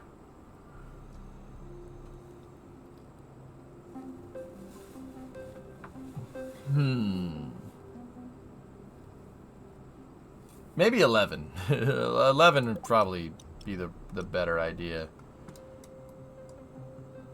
Quit checking and start Slovacking. Hey. Okay. Have 6 of them steer and 6 of them not.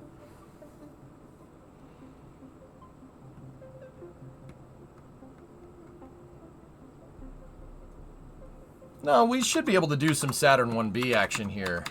How many engines? Here. Saturn 1B. Oh, nope, that's Saturn 4.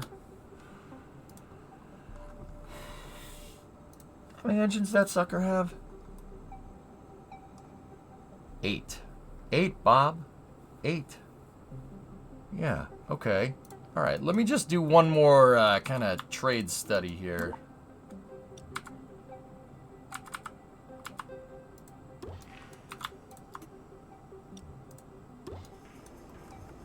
Yeah, doing a combination might not be the worst idea, so...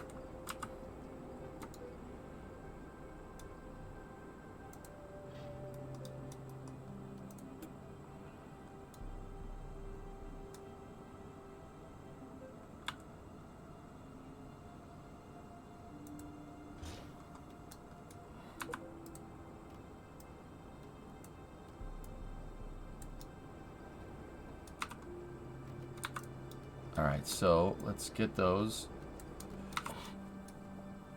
out like that.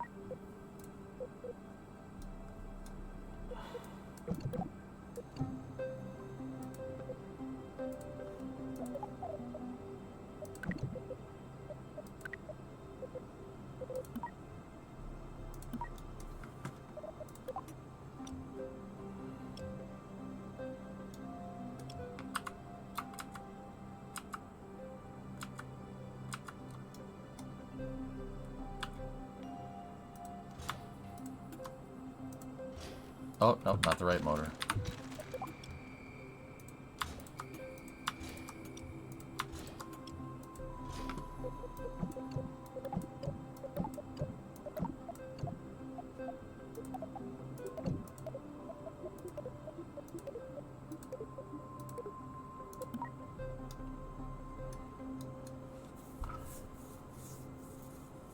Your FPS in the VAB went down a lot. Wouldn't S restart fix that? I don't know. Maybe. It's not bothering me. That's 1.17. Even with the added oomph. 1.17 ain't bad, but it is a little bit slow.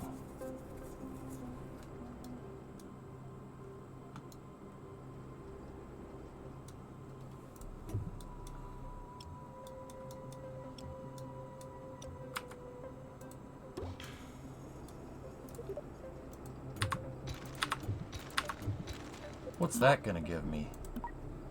1.4. Hey.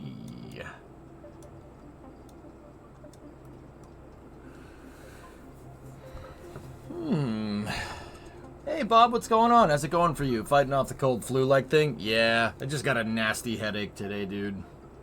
But yeah, my voice started to quit last night. That's why I stopped. Because if it goes out, I'm screwed. I'm screwed. So, yeah.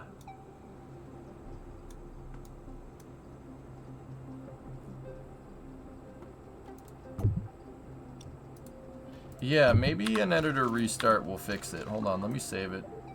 We'll get rid of our frames. I did do that undo thing, so.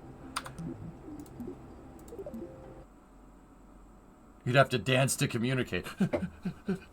To wave the flags and stuff, dude.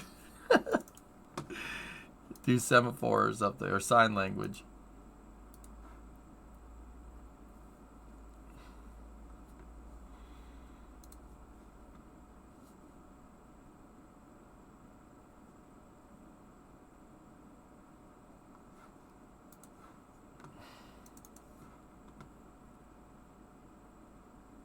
No crashing today? Nope.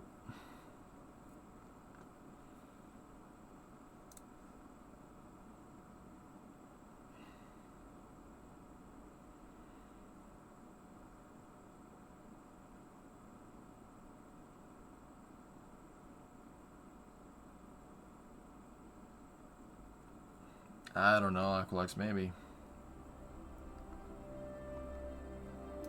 Yeah, CJ, it's kind of killing me. This, I had to take a day off last week because I did not feel good.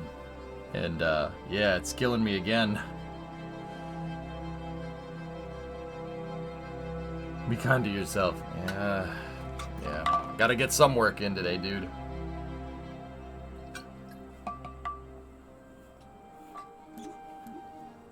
But there's no paid time off in this business, remember that.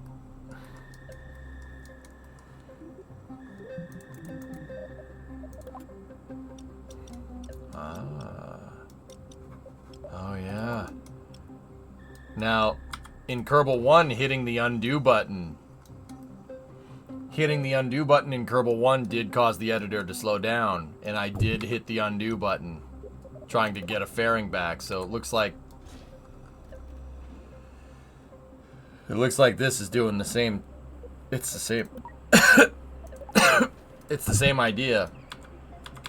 How are you enjoying the update? So far I've been having a blast. Yeah, it's good.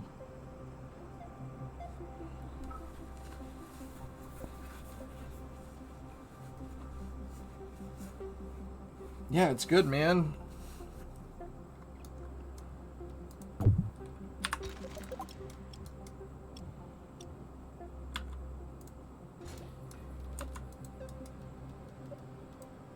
Yeah, see, not lagging anymore. Even with symmetry on symmetry.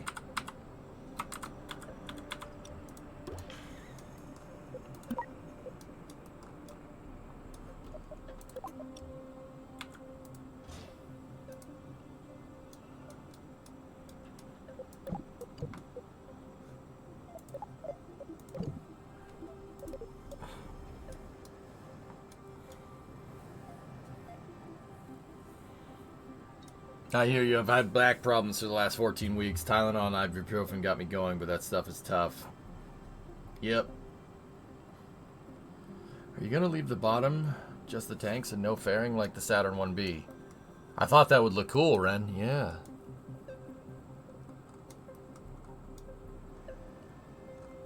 Yeah, King. Yeah, either way, back problems still suck, man. I have a herniated disc back there. It's not fun. Especially, you know, you feel great one day, you'll feel fine, and then, you know, you make the wrong move, you tweak it, and you're walking like an old man for the next 2 weeks. Sucks. It's not fun. And you know what sucks the worst about it? Your back isn't even hurt. It's just the nerves, because you pinch the nerve, and it's like, you know, like. It makes that exact noise, I think.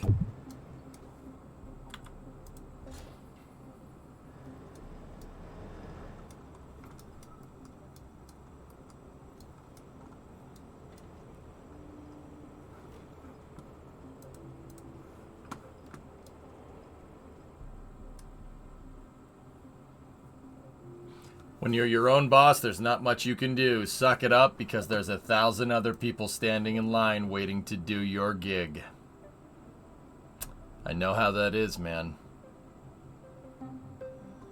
I know how that is. Yep. I've been sitting here in the trenches for a decade, man. I know how that is. Oh, there you go, Junie. I have an inversion table too. Yeah, that's for if the stuff, if it really hits the fan, I'll go lie down upside down on that. Hey, Seema, I haven't been around for a while. Life gets crazy. I hear that. I mean, it's the holidays, the end of the year. No problem. Being an adult is way less fun than watching you every day. Real cool. First time popping into KSP2. Just wanted to keep supporting from afar because you really helped me through some tough times. My pleasure. That's what I'm here for, man. I'm coming for your show. Gee likes. Do you love the getting streamed on, Gee? Oh. Interesting fact. Word that I can't pronounce plus ibuprofen is more effective than morphine at actual pain reduction. Just doesn't make you feel good enough to not care about the pain that does get through. Oh, yeah.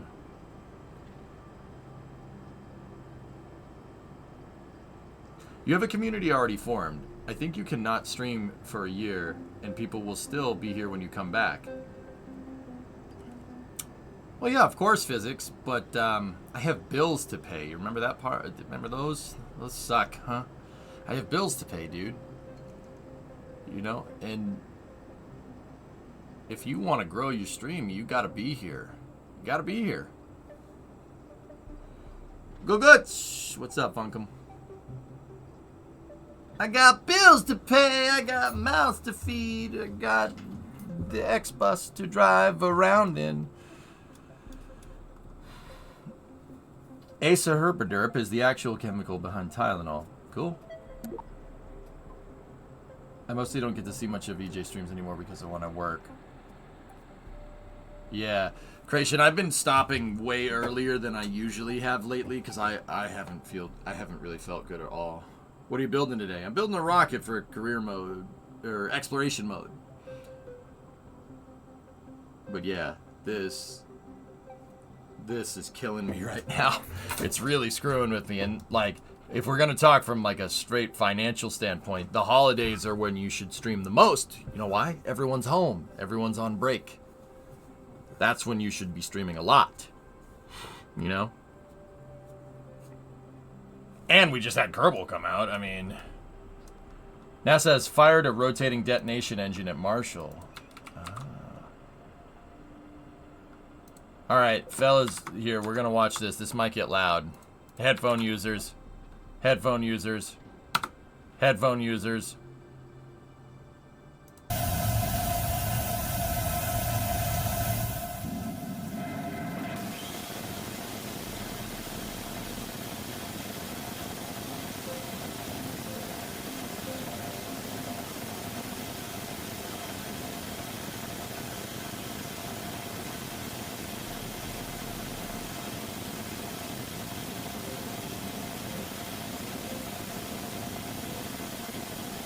Oh, that is so cool. Discovery, go and throttle up. Show me the science. Oh, ho, ho, ho, ho, ho, ho. Dude. Hands? No. All right. Bro, that's some sci-fi stuff. Look at that. Holy cow. Bob, okay, explain. So this is a detonator engine, okay? That's like... Detonator engines to rockets are like what nuclear fission is to power plants, right? So what is that? It's a big freaking deal. Now, why? Why is it a big deal? Well, it's right in the name, detonation engine. So with a regular rocket engine, you get what's called chemical deflagration. Basically, stuff blows up, right? But the opposite of detonation is deflagration. Well, now, what does that mean? Okay, so what are you talking about? Okay, We'll reduce it to its base element. A rocket engine is as efficient as how fast you can shoot stuff out the back. That is reducing it to its basic of the basic of the basic terms. If you can shoot stuff out the back faster, you're more efficient. That's all. So the most acceleration you could get out of the explosion, the more efficient you are, right? So now most rocket engines firing are deflagration engines. They're chemical. They're combusting. Combustion. The difference between a deflagration and a detonation is the speed, right? So with a combustion engine, so like let's take a Merlin engine from Falcon 9, for instance, or even a Raptor engine right there, or a shuttle engine over there. Those are deflagrating liquid fuel and liquid oxidizer. They're atomizing them, combining them, and then blowing them up. Now, with combustion, you get subsonic speeds, okay? Basically, stuff shooting out the back at subsonic speeds, right? So anything below the speed of sound, right? Detonation is beyond the speed of sound. So you can accelerate stuff out the back at basically a way higher speed because detonation waves go faster than combustion waves, okay? Because deflagration versus detonation is the speed at which the explosion travels. With a detonation, you get a much more energetic reaction for pretty much the same amount of fuel. The thing about detonation is that it's really hard to sustain a detonation because detonations move really fast. It's really easy to get the detonation to collapse, right? It's easy to detonate something, it blows up, right? And then pressure wave shoots out, right? But it's really hard to take that, put it in a rocket engine and make it constantly fire because the detonation pressure waves are easily, once they travel long enough distance, they're easily, kind of put out, right? So, because they're going so fast, they lose momentum really quickly, but that's a different story, right? Long story short, that engine that we just saw there is a detonation rocket engine instead of a combustion engine. So, what did I say at the beginning of this? Faster stuff comes out the back, the more efficient you are, right? This stuff shoots stuff out the back way faster than any rocket engine that you see on the screen. And there's some really nice, this is some pretty crazy company up here. Now, why is it called a rotating detonation wave? Well, remember I told you about detonation waves can easily be dispersed and they lose momentum really fast, right? So what this rocket engine does, if you notice, it has an annular combustion chamber, meaning there's a spike in the middle of the rocket engine. That's called an annular combustion chamber. It's the combustion chamber, if we cut the thing in half, is basically this area between the inner part and the outer part. See this? That's an annular combustion chamber. What this engine does is it makes detonation waves, and it rotates the detonation waves around the annular combustion chamber in a swirl almost. Think like a DNA helix.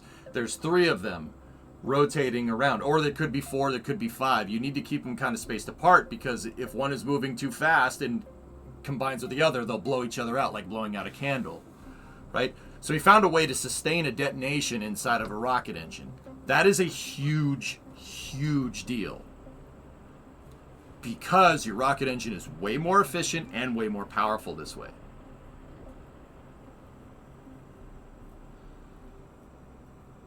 Would this help more with quick deep space exploration? Discovery, go and throttle up. Yeah, if done right, Dak. I mean, it's still a rocket engine at the end of the day. This isn't like a faster than light engine or warp speed. It's just a better... Like, there were power plants before nuclear power plants came around, right?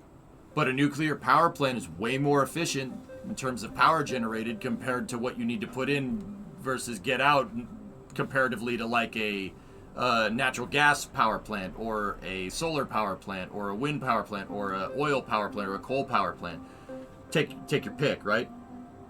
It's still a rocket engine. It's just detonating instead. So it can make way more thrust. It can make way more thrust, and it's way more efficient, like way more efficient. Like specific impulse for rotating detonation engines is way higher than what we have now. Way more efficient. They get better miles per gallon. That's what I'm trying to tell you. Hey, Scout Cub. Thanks for the sub. Welcome to Mission Control. You're going throttle up. See, last they posted another video. That's a lot of tags. Hold on 1 second.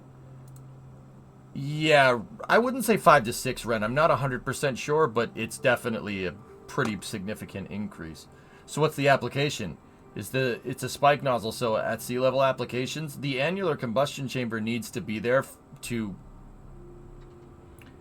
the annular combustion chamber with a spike nozzle needs to be there to sustain, to basically get the pressure waves to rotate inside.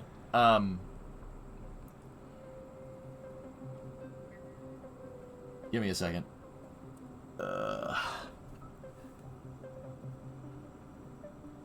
rotate inside. So a spike engine will actually give you pretty good performance numbers down here and up there. I don't know what the specific impulse is, more or less, dude. So more efficient on fuel for longer missions. So yeah, Dak, for instance, like a Hydrolox rotating detonation engine, right, on an upper stage could be way more efficient than... It could be even on par with like nuclear engines. I wouldn't say a 10 to 15% increase in performance, Aqualex, because with the it really depends on the speed of the detonation waves inside of the engine.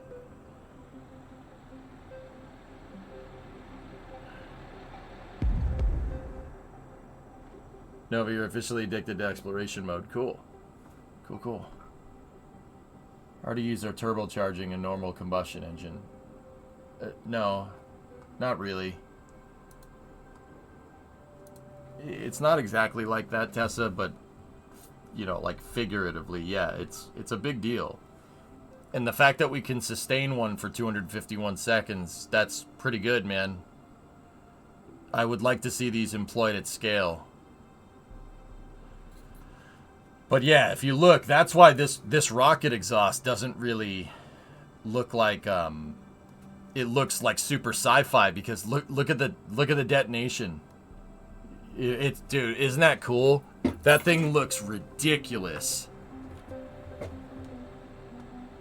I have a migraine today cooking. This has officially gotten bad enough to be a migraine. I have a disgusting migraine today.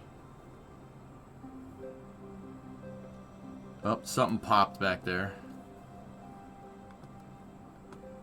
25% more efficient. Well, that's a huge increase, dude. Look at that.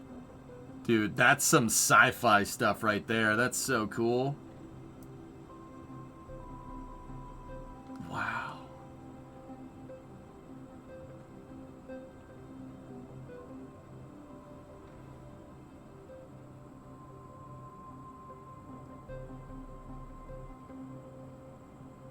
Yep, there's the... Dude, note that this is the purging. This is the purging gases. When you stop a rocket engine, you fire inert gas into the combustion chamber to put the flame out, so to speak. Look, it starts up top and then rotates around. See? Isn't that cool? Oh, that's so sweet. Oh, that's killer, man.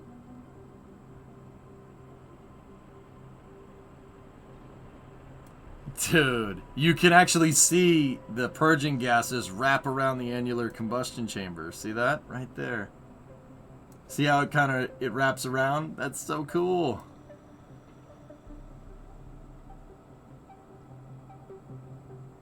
That's wicked.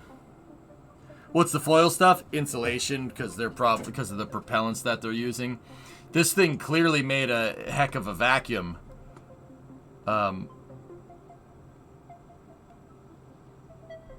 So rocket engines create a vacuum, dude. They're moving so much gas so fast that it actually... So think about like when the rocket engine think about like when a rocket engine turns on, the air that's in the way, right? The rocket engine's obviously pushing that air out of the way, right? With the gases that are coming out of the engine. And that air gets pushed up over here and bumps into other air molecules, right? And think of it like pool balls. Like you hit a pool ball, you hit one, you hit the other, hit the other, hit the other, right? But with air molecules, it just keeps going, and it keeps going and keeps going and keeps going, and then the hot gases out of here are cooling off. The hot gases coming out of the combustion chamber, they're not cooling off just yet, they're expanding, right? So it basically creates a huge vacuum in here, right? You create a pressure drop in front of the engine because it's pulling all the air with it. That's what pulls that piece of tinfoil up over the plate, right? And then it gets stuck for a second, and then yeet! It's Bernoulli's. Yeah, exactly, bro. Yeah, same idea. Only it's kind of like the reverse of like what a carburetor does. A carburetor creates, well, actually it's not. It's not really. A carburetor creates high pressure in the venturi, right? You create high pressure in the venturi, and the high to low pressure creates the vacuum, right? Because it's pinched. This is doing the same thing. You're basically accelerating a bunch of air here, and then you have low pressure around it. This is inadvertently kind of working like a venturi. And that's what creates a vacuum. Every rocket engine does this, just not just a rotating detonation engine. But yeah, there's super low pressure right here.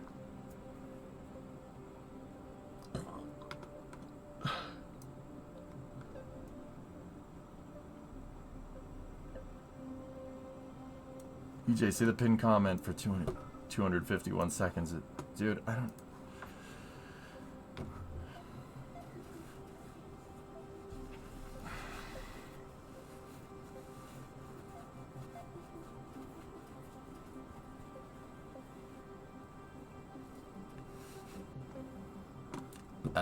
I don't understand what the 251 second video is going to show us that doesn't get shown from this, dude. How large is this engine? This is probably a subscale rigid. It's probably small. Judging by the bolts and stuff and the test stand here, this is probably like maybe this big, like a basketball at best. So what they do whenever NASA's like doing prototyping with rocket engines and stuff, they make a small one first and then they make a big one later. You make the small one to kind of prove that it can work and then try to scale up from there.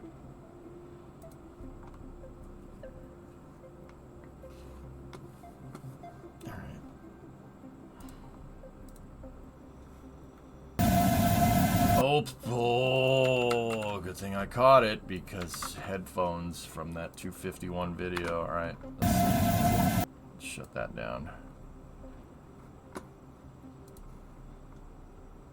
Whoa, that's different, dude. Hold on a second.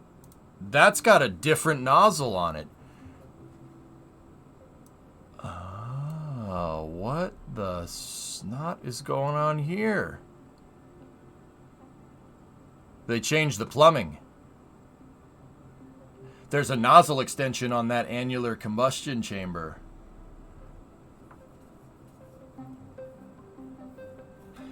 It's not the same nozzle pulled in torch. It looks like it has a regenerative manifold attached to it. So clearly you can see the pipes. There's plumbing going into this extension piece that looks like a donut. It's a toroidal shape, just like the aerospike, but this is toroidal annular, right? So when the thing turns on, you can clearly see the annular ring right there, right? And then it looks like it goes out and then comes back in. This could be used for film cooling or something, but I'm not 100% sure why. But dude, even look at this. With a regular rocket engine, if you pause it, the gases coming out of the engine aren't blurry. And keep in mind, this could be the camera settings, but look, those gases coming out of this thing are going so fast, it's blurring the camera shot. How crazy is that, actually? That's nuts. It's a rotating detonation engine. Shaw. NASA tested an RDE, 251 second duration burn. Look at that frickin' thing go. Like, the flow phenomenon that's happening here, the shock, the oblique is blurry. Which, the oblique is, see how it kind of Hourglass is out. That's an oblique shock. See how it's super freaking blurry? It's usually super defined when you look at a rocket. It's all freaking blurry because the gas is going so fast the camera's having trouble picking it up. It's very defined right there, right? And then they send it. Oh my good. What the frick is that thing doing?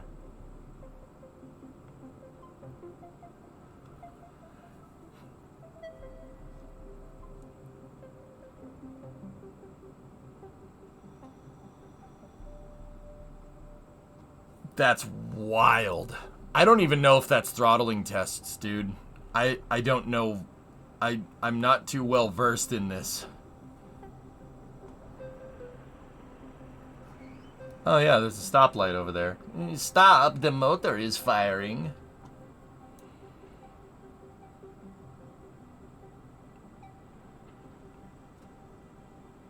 I want to see ignition in real time. Hold on.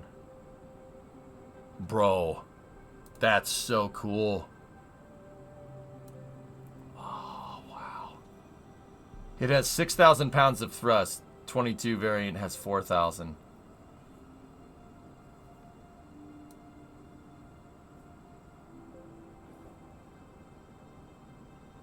Yeah, rotating detonation, man. That could be the future. That's really freaking cool. It was, Grav. RDE seems pretty sound, and it's a pretty damn good increase for what it is.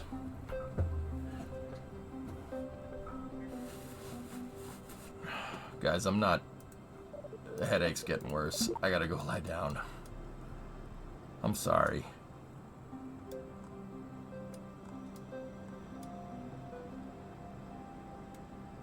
It's just 6,000 pounds of thrust, Tessa. I don't know how many kilonewtons is that is.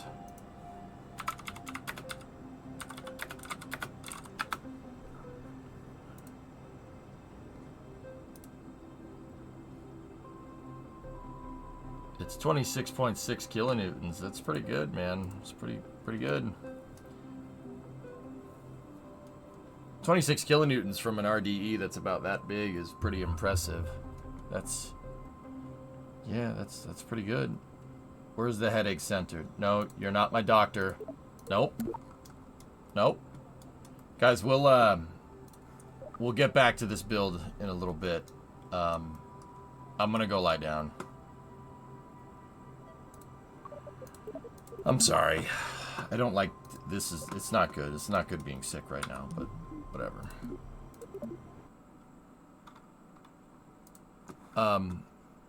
Here, let's see if we can keep the Kerbal numbers going. I'll see if anybody's out and about. Oh, Waffle's playing it. Let's go see what he's up to.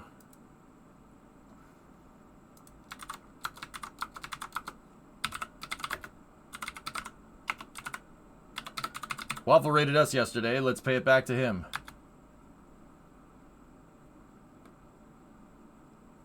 Sorry about that, guys. I'm just bleh today. Yeah, I'm gonna go lie down.